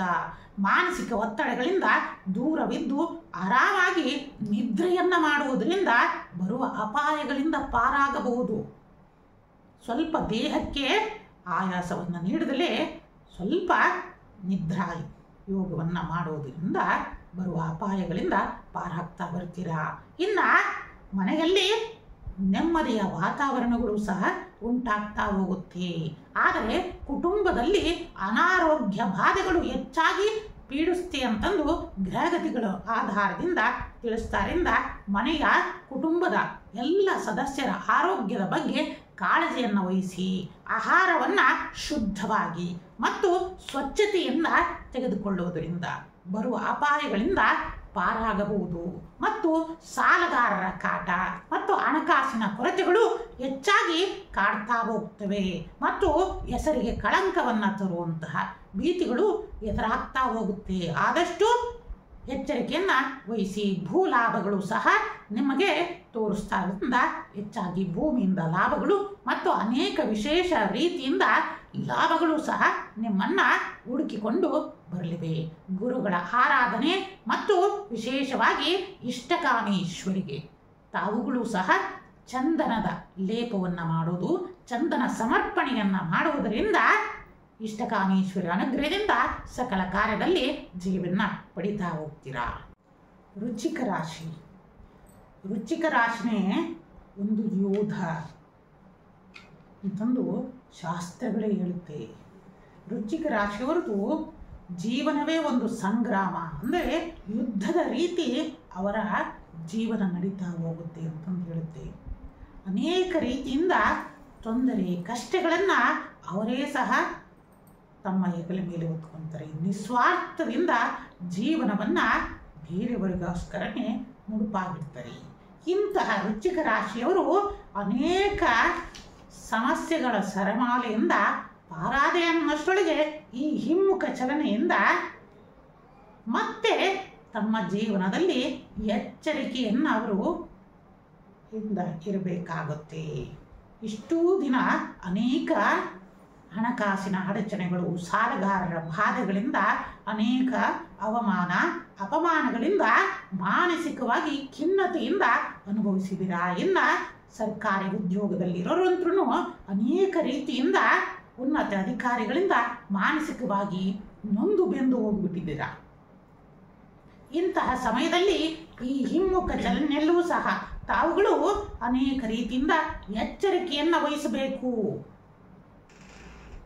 ಎಷ್ಟು ಅಂತಂದರೆ ತಮ್ಮ ಹಣಕಾಸಿಂದೇ ಇರಲಿ ಮತ್ತು ಆರೋಗ್ಯದಲ್ಲೇ ಇರಲಿ ಎಲ್ಲ ಕಡೆಯಿಂದನೂ ಸಹ ಎಚ್ಚರಿಕೆಯನ್ನು ವಹಿಸಬೇಕು. ಆದರೂ ಗುರುವಿನ ಅನುಗ್ರಹದಿಂದ ವಿವಾಹ ಕಾರ್ಯಗಳು ನಡೆಯುವುದು, ಸಂತಾನಗಳು ಉಂಟಾಗುವುದು ಮತ್ತು ತೀರ್ಥಯಾತ್ರೆಗಳನ್ನು ಮಾಡುವುದು ಮತ್ತು ಪುಣ್ಯಕ್ಷೇತ್ರಗಳ ದರ್ಶನ ಭಾಗ್ಯಗಳು ಸಹ ವೃಶ್ಚಿಕ ರಾಶಿಯವರಿಗೆ ಉಂಟಾಗ್ತಾ ಬರುತ್ತೆ. ಮತ್ತು ಅನೇಕ ರೀತಿಯಿಂದ ಧನಾಗಮನಗಳು ಸಹ ಉಂಟಾಗುತ್ತೆ. ಮತ್ತು ಪುಣ್ಯ ಕಾರ್ಯಗಳನ್ನು ನೆರವೇರಿಸುವುದು, ಅನೇಕ ಯಜ್ಞ ಯಾಗಾದಗಳನ್ನು ಸಹ ಈ ಹಿಮ್ಮುಖ ಚಲನೆಯಲ್ಲಿ ಮಾಡುವಂತಹ ಸಮಯಗಳನ್ನು ಮತ್ತು ಕಾರ್ಯಗಳನ್ನು ಗ್ರಹಗತಿಗಳು ತೋರಿಸ್ತಾ ಇದ್ದಾವೆ. ನಿಮ್ಮಿಂದ ಅನೇಕ ಎಷ್ಟೋ ಧಾರ್ಮಿಕ ಕಾರ್ಯಗಳು ಈ ಹಿಮ್ಮುಖ ಚಲನೆಯಲ್ಲಿ ವೃಶ್ಚಿಕ ರಾಶಿಯಿಂದ ನಡೀತಾ ಹೋಗ್ತವೆ ಅಂತ ತಿಳಿಸ್ತೇವೆ. ಇನ್ನು ರಾಜಕೀಯದಲ್ಲಿರುವವರು ಸಹ ಅತ್ಯಂತ ಎಚ್ಚರಿಕೆಯಿಂದ ನಿಮ್ಮ ಹೆಜ್ಜೆಯನ್ನು ಇಡುವುದು ಸೂಕ್ತ. ಇಲ್ಲ ಅಂತಂದರೆ ಹೆಸರಿಗೆ ಧಕ್ಕೆಗಳು ಉಂಟಾಗುವಂಥದ್ದು, ಕಳಂಕಗಳು ಬರುವಂತಹ ಸಂದರ್ಭಗಳು ಅತಿ ಹೆಚ್ಚಿನದಾಗಿ ಕಾಡ್ತಾ ಹೋಗುತ್ತೆ. ಮತ್ತು ಆರೋಗ್ಯದಲ್ಲೂ ಸಹ ಎಚ್ಚರಿಕೆಯನ್ನು ವಹಿಸಿ. ಇನ್ನು ಕುಟುಂಬದಲ್ಲಿ ಸದಸ್ಯರಿಗೆ ಆದಷ್ಟು ರಕ್ತದೊತ್ತಡಗಳು ಮತ್ತು ರಕ್ತಕ್ಕೆ ಸಂಬಂಧಪಟ್ಟ ಮತ್ತು ಮೂಳೆಗೆ ಸಂಬಂಧಪಟ್ಟ ಅನೇಕ ಅರ್ಬುದ ಕಾಯಿಲೆಗಳು ಸಹ ಕಾಡಬಹುದು ಅಂತಂದು ತಿಳಿಸ್ತಾರಿಂದ ಆದಷ್ಟು ಎಚ್ಚರಿಕೆಯನ್ನು ವಹಿಸಿ. ಗುರುಗಳ ಅನುಗ್ರಹದಿಂದ ಮತ್ತು ಗುರುವಾಕ್ಯವನ್ನು ಪರಿಪಾಲನೆಯನ್ನು ಮಾಡುವುದರಿಂದ ಬರುವ ಎಲ್ಲ ಸಂಕಷ್ಟಗಳಿಂದಲೂ ಸಹ ಪಾರಾಗ್ತಾ ಹೋಗ್ತೀರಾ. ಇಷ್ಟಕಾಮೇಶ್ವರಿಯ ಸೇವೆಯನ್ನು ಮಾಡುವುದು, ಪ್ರತಿ ಶುಕ್ರವಾರ ಇಷ್ಟಕಾಮೇಶ್ವರಿಗೆ ಬೆಲ್ಲದ ಆರತಿಯನ್ನು ಬೆಳಗುವುದರಿಂದ ಬರುವ ಎಲ್ಲ ಸಂಕಷ್ಟಗಳಿಂದ ಪಾರಾಗಿ ನೆಮ್ಮದಿಯಿಂದ ಇರ್ತೀರಾ ಅಂತಂದು ಶುಭಾಶೀರ್ವಾದವನ್ನು ಮಾಡ್ತಾ ಇದ್ದೀವಿ. ಧನಸ್ಸು ರಾಶಿ. ಧನುಸ್ಸು ರಾಶಿಯವರು ಈ ವರ್ಷ ಅದರೊಳಗೂ ಈ ಶನಿಯ ಹಿಮ್ಮುಖ ಚಲನೆಯಿಂದ ಅನೇಕ ಶುಭ ಕಾರ್ಯಗಳು ಮನೆಯಲ್ಲಿ ನಡೆಯುವಿಕೆ, ಗೃಹ ಪ್ರವೇಶ ಉತ್ಸವಾದಿಗಳು ನಡೆಸುವುದು ಈ ಶ್ರಾವಣ ಮಾಸದಲ್ಲಿ ಮತ್ತು ಅನೇಕ ರೀತಿಯಿಂದ ಶುಭ ಕಾರ್ಯಗಳ ಸೂಚನೆಯನ್ನು ಕಾಲಜ್ಞಾನದಲ್ಲಿ ಸೂಚನೆಯನ್ನು ಮಾಡ್ತಾರಿಂದ ಆನಂದದಾಯಕವಾಗಿರುತ್ತೆ. ಮತ್ತು ಅನೇಕ ರೀತಿಯಿಂದ ಶುಭ ಮತ್ತು ಅನೇಕ ರೀತಿಯಿಂದ ಧನ ಲಾಭಗಳನ್ನು ಸಹ ಸೂಚನೆಯನ್ನ ಮಾಡ್ತಾ ಇದೆ ಮತ್ತು ಬಂಧುಗಳಿಂದ ಲಾಭವನ್ನ ಸೂಚನೆಯನ್ನ ಮಾಡ್ತಾ ಇದೆ. ಆದಷ್ಟು ಸಹ ತಾವುಗಳು ಪ್ರಯಾಣದಲ್ಲಿ ಎಚ್ಚರಿಕೆಯನ್ನು ವಹಿಸುವುದು ಮತ್ತು ಆರೋಗ್ಯದಲ್ಲೂ ಸಹ ವಿಶೇಷವಾಗಿ ಉಸಿರಾಟದ ತೊಂದರೆ ಮತ್ತು ರಕ್ತದ ತೊಂದರೆ ಮತ್ತು ಚರ್ಮಕ್ಕೆ ಸಂಬಂಧಪಟ್ಟ ಅನೇಕ ಬಾಧೆಗಳು ನಿಮ್ಮನ್ನ ಕಾಡಬಹುದು. ಅದರ ಜೊತೆಯಲ್ಲಿ ಮಂಗಳನ ಪ್ರಭಾವದಿಂದಲೂ ಸಹ ಅನೇಕ ಹಲ್ಲು ನೋವುಗಳು ಮತ್ತು ಹಲ್ಲಿಗೆ ಸಂಬಂಧಪಟ್ಟ ನರಕ್ಕೆ ಸಂಬಂಧಪಟ್ಟ ತಲೆನೋವುಗಳು ಸಹ, ಹೀಗೆ ಮೈಗ್ರೇನ್ ಇರಲಿ, ಇಂತಹ ಕಿವಿಯ ಸಂಬಂಧಪಟ್ಟ ನೋವುಗಳು ಸಹ ತಮ್ಮನ್ನ ಬಾಧಿಸಲಿವೆ. ಆದಷ್ಟು ಆರೋಗ್ಯದ ಕಡೆಗೂ ಸಹ ತಾವುಗಳು ಗಮನವನ್ನು ಕೊಡುವುದು ಒಳಿತು ಮತ್ತು ಷೇರು ಮಾರುಕಟ್ಟೆಯಿಂದ ದೂರ ಇರುವುದು ಒಳಿತು. ಧನುಸ್ಸು ರಾಶಿಯವರು ಇಲ್ಲದಿದ್ದರೆ ತುಂಬ ನಷ್ಟಗಳನ್ನು ಅನುಭವಿಸಬೇಕಾಗುತ್ತೆ ಮತ್ತು ಪಿತ್ರಾರ್ಜಿತ ಆಸ್ತಿಯಲ್ಲಿ ಕೆಲವೊಂದು ತೊಂದರೆಗಳು ಉಂಟಾಗುವುದು, ಕಲಹಗಳು ಏರ್ಪಡುವುದು, ಕಾನೂನಿನ ತೊಂದರೆಗಳು ಸಹ ಎದುರಾಗುವ ಸಂದರ್ಭಗಳು ಸಹ ತೋರ್ತಾ ಇದೆ ಮತ್ತು ಕೋರ್ಟು ಕಚೇರಿಯ ಕೆಲಸದಲ್ಲಿ ವಿಳಂಬಗಳು ಸಹ ಉಂಟಾಗ್ತಾ ಹೋಗುತ್ತೆ. ಆದ್ದರಿಂದ ಆದಷ್ಟು ಕೋರ್ಟು ಕಚೇರಿಯ ಕೆಲಸಗಳನ್ನು ಸ್ವಲ್ಪ ಆದಷ್ಟು ಮಟ್ಟಿಗೆ ಮುಂದೂಡುವುದೇ ಒಳಿತು ಮತ್ತು ಪುಣ್ಯಕ್ಷೇತ್ರಗಳ ದರ್ಶನಗಳು ಉಂಟಾಗ್ತಾ ಹೋಗುತ್ತೆ ಮತ್ತು ಸಾಧ್ಯವಾದಷ್ಟು ಬುಧವಾರ ಕಾಲ ಗಣೇಶನನ್ನ ದರ್ಶನ ಮಾಡುವುದು, ಬುಧವಾರದ ದಿನ ಅನೇಕ ರೀತಿಯಿಂದ ಬಡವರಿಗೆ ಸಹಾಯ ಮಾಡುವುದರಿಂದ ಪರಮಾತ್ಮನ ಅನುಗ್ರಹ ಉಂಟಾಗ್ತಾ ಹೋಗುತ್ತೆ ಅಂತಂದು ತಿಳಿಸಿ, ವಿವಾಹ ಕಾರ್ಯಗಳೂ ಸಹ ಮತ್ತು ಅನೇಕ ಯುವಕರಿಗೆ ಹೊಸ ಉದ್ಯೋಗವನ್ನು ಪ್ರಾರಂಭ ಮಾಡಲು ಸಹ ಸೂಕ್ತ ಸಮಯ ಇದಾಗಿದೆ ಮತ್ತು ಇಷ್ಟಕಾಮೇಶ್ವರಿಗೆ ವಿಶೇಷವಾಗಿ ಪಾಯಸದ ನೈವೇದ್ಯವನ್ನು ಅರ್ಪಣೆಯನ್ನ ಮಾಡುವುದರಿಂದ ಧನುಸ್ಸು ರಾಶಿಯವರಿಗೆ ವಿಶೇಷ ರೀತಿಯಿಂದ ಧನಲಾಭಗಳು ಉಂಟಾಗ್ತಾ ಹೋಗ್ತವೆ. ಮಕರ ರಾಶಿ, ಮಕರ ರಾಶಿಯವರು ಸಾಡೆ ಸಾತಿನ ಪ್ರಭಾವವನ್ನು ಮುಗಿಸಿ ಮುಂದಿನ ಆಶಾವಾದಿಗಳಾಗಿ ಭಗವಂತನ ಕೃಪೆಗೋಸ್ಕರ ಕಾಯ್ತಾ ಇದ್ದೀರಾ. ಹೀಗಾಗಿ ಈ ಶನಿಯ ಹಿಮ್ಮುಖ ಚಲನೆಯಲ್ಲಿ ವಿಶೇಷವಾದ ಅನುಗ್ರಹವನ್ನು ಪಡಿತಾ ಹೋಗ್ತೀರಾ, ಭೂ ಲಾಭಗಳನ್ನು ಪಡಿತಾ ಹೋಗ್ತೀರಾ, ವಾಹನ ಲಾಭಗಳು ಉಂಟಾಗುವುದು ಮತ್ತು ಭೂಮಿಯ ವ್ಯಾಪಾರದಿಂದ ಅಧಿಕ ಲಾಭಗಳು ಸಹ ಉಂಟಾಗ್ತಾ ಹೋಗ್ತವೆ. ಮತ್ತೆ ಗೃಹ ಖರೀದಿಗಳು ಮತ್ತು ಗೃಹ ನಿರ್ಮಾಣ ಕಾರ್ಯಗಳು ಸಹ ಪ್ರಾರಂಭ ಆಗ್ತಾ ಹೋಗ್ತವೆ.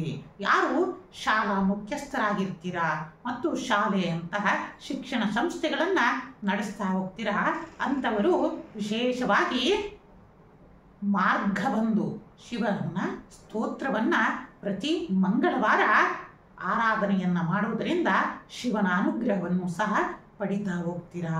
ಮತ್ತು ಮಕರ ರಾಶಿಯ ಯುವಕರಿಗೆ ಇನ್ನೊಂದು ಶುಭ ಸುದ್ದಿ ಅಂತಂದರೆ, ಈ ಹಿಮ್ಮುಖ ಚಲನೆಯಲ್ಲಿ ಯಾವುದಾದರೂ ಉದ್ಯೋಗಗಳನ್ನು ಪ್ರಾರಂಭ ಮಾಡುವುದರಿಂದ ವಿಶೇಷವಾದ ಫಲಗಳನ್ನು ಪಡಿತಾ ಹೋಗ್ತೀರಾ. ಉದ್ಯೋಗ ನಿರಂತರವಾಗಿ ನಡೆಯಲಿಕ್ಕೆ ಪ್ರಾರಂಭ ಆಗ್ತಾ ಹೋಗುತ್ತೆ. ಆದ್ದರಿಂದ ಯುವಕರು ಸ್ಫೂರ್ತಿ ಆಗಬೇಕು, ನಮ್ಮ ಭಾರತವನ್ನು ಮುಂದೆ ನಡೆಸಬೇಕು ಅಂತಂದರೆ ತಾವುಗಳೇ ಉದ್ಯೋಗವನ್ನು ಸೃಷ್ಟಿಯನ್ನು ಮಾಡಬೇಕು ಮತ್ತು ಉದ್ಯೋಗಗಳನ್ನು ಸಹ ಸೃಷ್ಟಿಯನ್ನು ಮಾಡುವುದರಿಂದ ವಿಶೇಷವಾದ ಅನುಗ್ರಹವನ್ನು ಪಡಿತಾ ಹೋಗ್ತೀರಾ. ಮತ್ತು ಅನೇಕ ರೀತಿಯಿಂದ ಧನಾಗಮನಗಳು ಸಹ ಸೂಚನೆಯನ್ನು ಮಾಡ್ತಾ ಇದೆ. ಮತ್ತು ಅನೇಕ ವಿದ್ಯಾರ್ಥಿಗಳು ವಿದ್ಯಾಭ್ಯಾಸಕ್ಕೋಸ್ಕರ ವಿದೇಶ ವ್ಯಾಸಂಗವನ್ನು ಹಂಬಲಿಸ್ತಾ ಇದ್ದಾರೆ. ಆ ಎಲ್ಲ ಕಾರ್ಯಗಳು ಸಹ ಸಿದ್ಧಿಯಾಗ್ತಾ ಹೋಗುತ್ತೆ. ಮತ್ತು ಅನೇಕರಿಗೆ ಕಂಕಣ ಭಾಗ್ಯಗಳು ಸಹ ಕೂಡಿ ಬರುವಂತಹ ಸುಸಮಯ ಆಗಿದೆ. ಮತ್ತು ಸಂತಾನ ಭಾಗ್ಯಗಳು ಮತ್ತು ಮನೆಯಲ್ಲಿ ಶುಭ ಕಾರ್ಯಗಳು ಸಹ ನಡೆಯುವಂತಹ ಎಲ್ಲ ಕಾರ್ಯದ ಸೂಚನೆಗಳು ಸಹ ಸಿಗ್ತಾ ಇದೆ. ಆದಷ್ಟು ಆರೋಗ್ಯದ ಬಗ್ಗೆ ಜಾಗರೂಕತೆಯನ್ನು ಮಕರ ರಾಶಿಯವರು ವಹಿಸುವುದು ಸೂಕ್ತ. ಹೊಟ್ಟೆಯ ಮತ್ತು ಕರುಳಿಗೆ ಸಂಬಂಧಪಟ್ಟ ಅನೇಕ ಅನಾರೋಗ್ಯದಕ್ಕೆ ತಜ್ಞ ವೈದ್ಯರನ್ನು ಭೇಟಿಯನ್ನು ಮಾಡುವುದು ಮತ್ತು ಯೋಗ ಅಭ್ಯಾಸಗಳನ್ನು ಮಾಡುವುದರಿಂದ ಅನೇಕ ರೀತಿಯಿಂದ ಆರೋಗ್ಯ ಭಾಗ್ಯವನ್ನು ಸಹ ಪಡಿತಾ ಹೋಗ್ತೀರಾ. ಮತ್ತು ಪುಣ್ಯಕ್ಷೇತ್ರಗಳ ದರ್ಶನಗಳು ಸಹ ನಿಮಗೆ ಉಂಟಾಗಲಿದೆ. ಮತ್ತು ಅನೇಕ ಧಾರ್ಮಿಕ ಮಹೋತ್ಸವಗಳನ್ನು ಸಹ ನಡೆಸ್ತಾ ಬರ್ತೀರಾ. ಹೀಗೆ ಭಗವಂತ ಈ ಹಿಮ್ಮುಖ ಚಲನೆಯಲ್ಲಿ ನಿಮಗೆ ಅನುಗ್ರಹವನ್ನು ಮಾಡ್ತಾ ಇದ್ದಾನೆ. ಆದಷ್ಟು ಇಷ್ಟಕಾಮೇಶ್ವರಿಯ ನಾಮಸ್ಮರಣೆಯೊಂದಿಗೆ ನಿಮ್ಮ ದಿನಚರಿಯನ್ನು ಪ್ರಾರಂಭ ಮಾಡಿ. ಇದರಿಂದ ಇಷ್ಟಕಾಮೇಶ್ವರಿ ಅನುಗ್ರಹ ಉಂಟಾಗ್ತಾ ಹೋಗುತ್ತೆ. ಆದಷ್ಟು ಇಷ್ಟಕಾಮೇಶ್ವರಿಗೆ ರೇಷ್ಮೆ ವಸ್ತ್ರವನ್ನು ಸಮರ್ಪಣೆಯನ್ನು ಮಾಡುವುದರಿಂದ ಸಂತೋಷ ಮತ್ತು ಲಾಭಗಳು ಉಂಟಾಗ್ತಾ ಬರುತ್ತವೆ. ನಮಃ ಶಿವಾಯ. ಕುಂಭರಾಶಿಯವರು ಸಹ ಆದಷ್ಟು ಎಚ್ಚರಿಕೆಯನ್ನು ವಹಿಸುವುದು ಸೂಕ್ತ. ಮತ್ತು ವಿಶೇಷವಾಗಿ ಸಾಡೆ ಸಾತಿನ ಪ್ರಭಾವದಿಂದಲೂ ಸಹ ನೊಂದು ಹೋಗ್ತಾ ಇದ್ದೀರಾ. ಅನೇಕ ರೀತಿಯಿಂದ ಕೆಲಸ ಕಾರ್ಯದಲ್ಲಿ ವಿಘ್ನಗಳೇ ಸಹ ಎದುರಾಗ್ತಾ ಇದ್ದಾವೆ. ಆದರೂ ಸಹ ಗುರುವಿನ ಅನುಗ್ರಹದಿಂದ ಧನಲಾಭಗಳು ಸಹ ಉಂಟಾಗ್ತಾ ಬರ್ತವೆ. ಭೂಲಾಭಗಳು ಮತ್ತು ನೂತನ ಉದ್ಯೋಗಗಳು ಕುಂಭರಾಶಿಗೆ ಹುಡುಕಿಕೊಂಡು ಬರಲಿವೆ. ಮತ್ತು ಕುಂಭರಾಶಿಯವರು ದೂರ ಸ್ಥಳಗಳಿಗೆ ಪ್ರಯಾಣವನ್ನು ಮಾಡುವುದರಿಂದ ಧನಲಾಭಗಳನ್ನು ಪಡಿತಾ ಹೋಗ್ತೀರಾ. ನೂತನ ಕಾರ್ಯಗಳನ್ನು ಪ್ರಾರಂಭವನ್ನು ಮಾಡೋದು, ಮನೆಯಲ್ಲಿ ಶುಭ ಕಾರ್ಯಗಳನ್ನು ನಡೆಸ್ತಾ ಹೋಗ್ತೀರಾ. ಆದರೂ ಮನೆಯಲ್ಲಿ ಹಿರಿಯರ ಆರೋಗ್ಯದ ಬಗ್ಗೆ ಗಮನವನ್ನು ವಹಿಸುವುದು ಸೂಕ್ತ. ಏಕೆಂದರೆ ಗ್ರಹಗತಿಗಳ ಆಧಾರದಿಂದ ಕುಂಭರಾಶಿಯ ಹಿರಿಯರಿಗೆ ಅಂದರೆ ವಯಸ್ಸಿನಲ್ಲಿ ದೊಡ್ಡರಾದವರಿಗೆ ಅನೇಕ ರೀತಿಯಿಂದ ಮೂಳೆಗಳು ಮತ್ತು ಸಂಧಿವಾತಗಳು ಮತ್ತು ನರಕ್ಕೆ ಸಂಬಂಧಪಟ್ಟ ಅನೇಕ ಅನಾರೋಗ್ಯ ಪೀಡೆಗಳು ಬಾಧಿಸಲಿವೆ. ವೃಥಾ ಖರ್ಚುಗಳನ್ನು ಮಾಡಬೇಕಾಗುತ್ತೆ. ಆದ್ದರಿಂದ ಆದಷ್ಟು ಎಚ್ಚರಿಕೆಯನ್ನು ವಹಿಸುವುದು ಸೂಕ್ತ. ಮತ್ತು ದೂರ ಪ್ರಯಾಣದಲ್ಲಿ ತಾವುಗಳೇ ವಾಹನವನ್ನು ಚಲಿಸಬೇಕಾದಾಗ ತುಂಬ ಸುರಕ್ಷತೆಯಿಂದ ಮುಂದುವರಿಯುವುದು ಸೂಕ್ತ. ಮತ್ತು ಪುಣ್ಯಕ್ಷೇತ್ರಗಳ ದರ್ಶನವನ್ನು ವಿಶೇಷವಾಗಿ ಶನಿವಾರ ಮಾಡುವುದರಿಂದ ಶನಿಯ ಅನುಗ್ರಹ ನಿಮ್ಮ ಮೇಲೆ ಉಂಟಾಗ್ತಾ ಬರುತ್ತೆ. ಮತ್ತು ನೂತನ ವ್ಯಾಪಾರ ಉದ್ಯೋಗಗಳನ್ನು ಪ್ರಾರಂಭ ಮಾಡುವುದು ಮತ್ತು ಯಾರು ಮಸಾಲೆಯುಕ್ತ ಪದಾರ್ಥಗಳ ಉದ್ಯೋಗವನ್ನು ಮಾಡ್ತಾ ಇದ್ದೀರಾ ಅಂಥವರು ಪ್ರತಿ ಗುರುವಾರ ವಿಶೇಷವಾಗಿ ಮಹಾಲಕ್ಷ್ಮಿಯ ಆರಾಧನೆಯನ್ನು ಈ ಶನಿಯ ಹಿಮ್ಮುಖ ಚಲನೆಯಲ್ಲಿ ಮಾಡುವುದರಿಂದ ವ್ಯಾಪಾರದಲ್ಲಿ ಅಭಿವೃದ್ಧಿಗಳು ಕಾಣ್ತಾ ಹೋಗ್ತೀರಾ. ಯಾಕಂತಂದರೆ ಅಭಿವೃದ್ಧಿನಲ್ಲಿ ಆರ್ಥಿಕ ಹಿನ್ನಡೆಗಳು ಉಂಟಾಗ್ತಾ ಇದ್ದಾವೆ. ಆದ್ದರಿಂದ ಪ್ರತಿ ಗುರುವಾರ ಮಾಡುವುದರಿಂದ ಅಮ್ಮನ ದಯೆಯಿಂದ ಮತ್ತೆ ವ್ಯಾಪಾರದಲ್ಲಿ ಅಭಿವೃದ್ಧಿಯನ್ನು ಕಾಣ್ತಾ ಹೋಗ್ತೀರಾ. ಮತ್ತು ತಾವುಗಳು ಕಾಲಭೈರವ ಅಷ್ಟಕವನ್ನು ಪ್ರತಿನಿತ್ಯವೂ ಜಪಿಸುವುದು, ಕಾಲಭೈರವನ ಆರಾಧನೆಯಿಂದ ವಿಶೇಷ ಧನಲಾಭಗಳನ್ನು ಸಹ ಪಡಿತಾ ಹೋಗ್ತೀರಾ. ಮತ್ತು ಇಷ್ಟಕಾಮೇಶ್ವರಿಗೆ ವಿಶೇಷವಾಗಿ ಹಸಿರು ಬಣ್ಣದ ವಸ್ತ್ರಗಳನ್ನು ಮತ್ತು ಸೀರೆಯನ್ನು ಸಮರ್ಪಣೆಯನ್ನು ಮಾಡುವುದರಿಂದ ತಾಯಿ ಇಷ್ಟಕಾಮೇಶ್ವರಿಯ ದಯದಿಂದ ಬರುವ ಸಂಕಷ್ಟಗಳಿಂದ ಎಲ್ಲ ಪಾರಾಗ್ತೀರಾ ಅಂತಂದು ಶುಭಾಶೀರ್ವಾದವನ್ನು ನೀಡ್ತಾ ಇದ್ದೀವಿ. ಮೀನರಾಶಿಯವರಿಗೂ ಸಹ ಸಾಡೆ ಸಾತಿನ ಪ್ರಭಾವ ನಡೀತಾ ಇದೆ. ಅನೇಕ ರೀತಿಯಿಂದ ಆರ್ಥಿಕವಾಗಿ ಹಿನ್ನಡೆಯನ್ನು ಕಾಣ್ತಾ ಇದ್ರೂ ಸಹ ಗುರುವಿನ ಅನುಗ್ರಹದಿಂದ ವಿಶೇಷ ಧನಲಾಭಗಳನ್ನು ಸಹ ಪಡಿತಾ ಹೋಗ್ತೀರಾ. ಭೂಲಾಭಗಳು ಸಹ ಪಡಿತಾ ಹೋಗ್ತೀರಾ.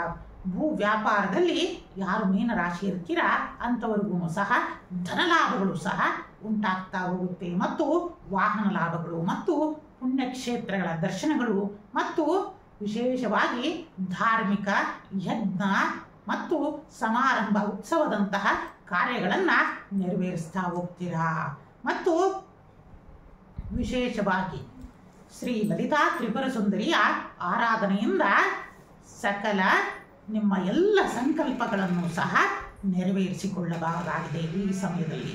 ಮತ್ತು ವಿಶೇಷವಾಗಿ ಮೀನರಾಶಿಯ ಯುವಕರು ನೂತನ ಉದ್ಯೋಗವನ್ನು ಪ್ರಾರಂಭ ಮಾಡುವುದು, ಅದರೊಳಗೂ ವಿಶೇಷವಾಗಿ ಭೂಮಿಗೆ ಸಂಬಂಧಪಟ್ಟ ವ್ಯಾಪಾರ ಉದ್ಯೋಗಗಳನ್ನು ಪ್ರಾರಂಭ ಮಾಡುವುದರಿಂದ ಬೃಹತ್ತಾಗಿ ಮುಂದೆ ಬೆಳೆಯುವಂತಹ ಸೂಚನೆಗಳು ಗ್ರಹಗತಿಗಳ ಆಧಾರದಿಂದ ಸಿಗ್ತಾರಿಂದ ಆದಷ್ಟು ಮೀನರಾಶಿಯವರು ಸಹ ಉನ್ನತವಾದ ಮತ್ತು ನೂತನವಾದ ಉದ್ಯೋಗಗಳನ್ನು ಪ್ರಾರಂಭ ಮಾಡಬಹುದಾಗಿದೆ. ಮತ್ತು ಮೀನರಾಶಿಯ ಯುವಕರಿಗೆ ಸರ್ಕಾರಿ ಉದ್ಯೋಗಗಳು ಲಭ್ಯವಾಗುವುದು ಗ್ರಹಗತಿಗಳಿಂದ ತೋರಿಸ್ತಾರಿಂದ ಅನೇಕರು ಪರಿಶ್ರಮವನ್ನು ಪಡ್ತಾ ಇದ್ದಾರೆ. ಅನೇಕ ಸ್ಪರ್ಧಾತ್ಮಕ ಪರೀಕ್ಷೆಗಳಲ್ಲಿ ಯಶಸ್ಸನ್ನು ನೀವು ಗಳಿಸ್ತೀರಾ ಮತ್ತು ವಿದೇಶ ಉದ್ಯೋಗ ಮತ್ತು ವಿದೇಶ ಪ್ರವಾಸಗಳು ಸಹ ಕಾಣ್ತಾ ಬರುತ್ತವೆ. ಆದಷ್ಟು ಆರೋಗ್ಯದ ಬಗ್ಗೆ ಕಾಳಜಿಯನ್ನ ವಹಿಸುವುದು ಸೂಕ್ತ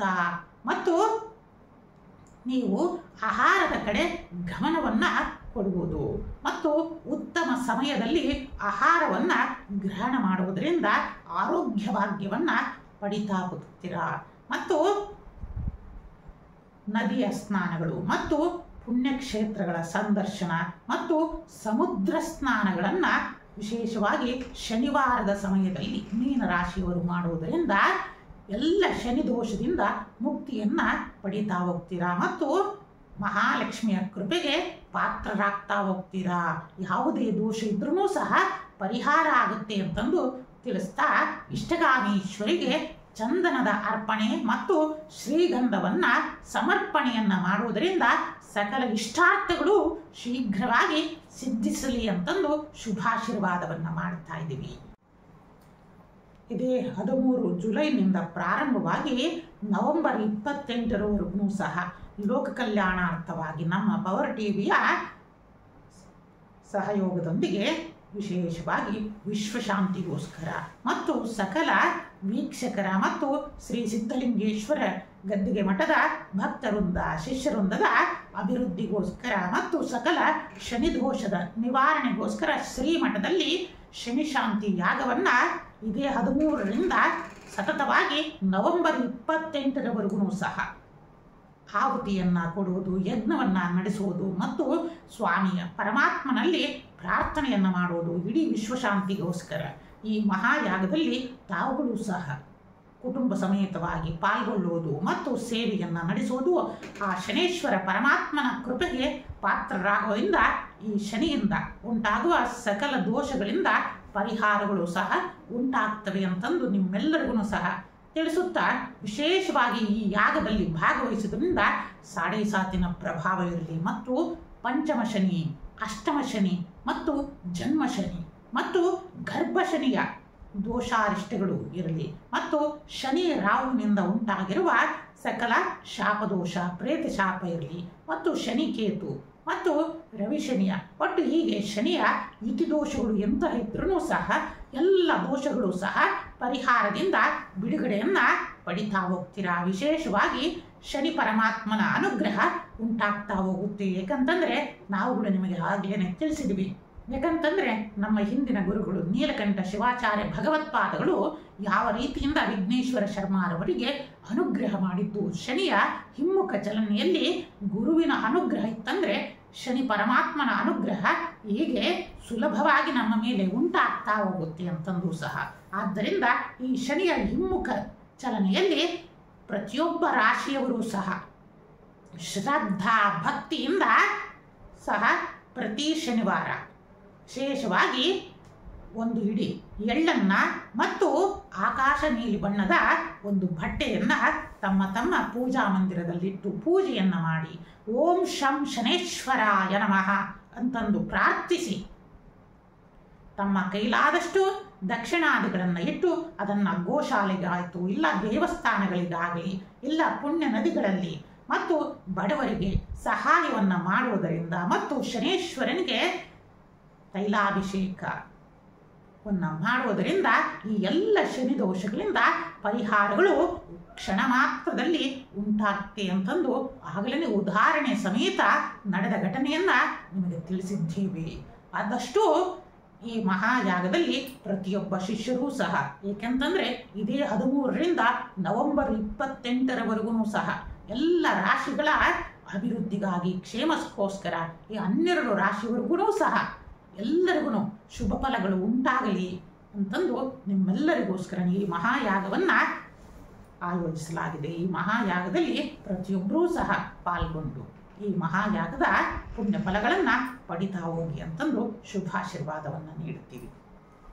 ಮತ್ತು ಯಾರು ವಿಶೇಷವಾಗಿ ಮಹಾಯಾಗದಲ್ಲಿ ಅದರೊಳಗೂ ಸಹ ಕೋಟಿ ಶನೀಶ್ವರ ಜಪಯಜ್ಞವನ್ನು ಸಹ ಆರಂಭ ಮಾಡಲಾಗಿದೆ. ನಾಳಿನ 13ನೇ ತಾರೀಕಿನಿಂದ ನವೆಂಬರ್ 28ರವರೆಗೂ ಸಹ ಆದಷ್ಟು ಯಾರು ಭಕ್ತಾದಿಗಳಿರ್ತೀರಿ ತಮ್ಮ ತಮ್ಮ ಮನೆಯಲ್ಲೇ ಓಂ ಶಂ ಶನೇಶ್ವರಾಯ ನಮಃ ಅಂತಂದು ನಿಮ್ಮ ಕೈಲಾದಷ್ಟು ಪುಸ್ತಕದಲ್ಲಿ ಲೇಖನದಲ್ಲಿ ಬರೆದು ತಮ್ಮ ಕೈಲಾದಷ್ಟು ಎಷ್ಟು ಶ್ರದ್ಧಾ ಭಕ್ತಿಯಿಂದ ಆ ಸ್ವಾಮಿಯನ್ನು ಪ್ರಾರ್ಥನೆಯನ್ನು ಮಾಡಿ ಅದನ್ನು ಶ್ರೀಪೀಠಕ್ಕೆ ತಂದು ಒಪ್ಪಿಸಿ ಸ್ವಾಮಿಯ ಕೃಪೆಗೂ ಸಹ ಪಾತ್ರರಾಗೋದ್ರಿಂದ, ಯಾಕಂದರೆ ಜಪಯಜ್ಞ ನಾಮ ಸಂಕೀರ್ತನ ಕಲಿಯುಗದಲ್ಲಿ ಅತ್ಯಂತ ಬಹುಶಕ್ತಿಯುತವಾದದ್ದು.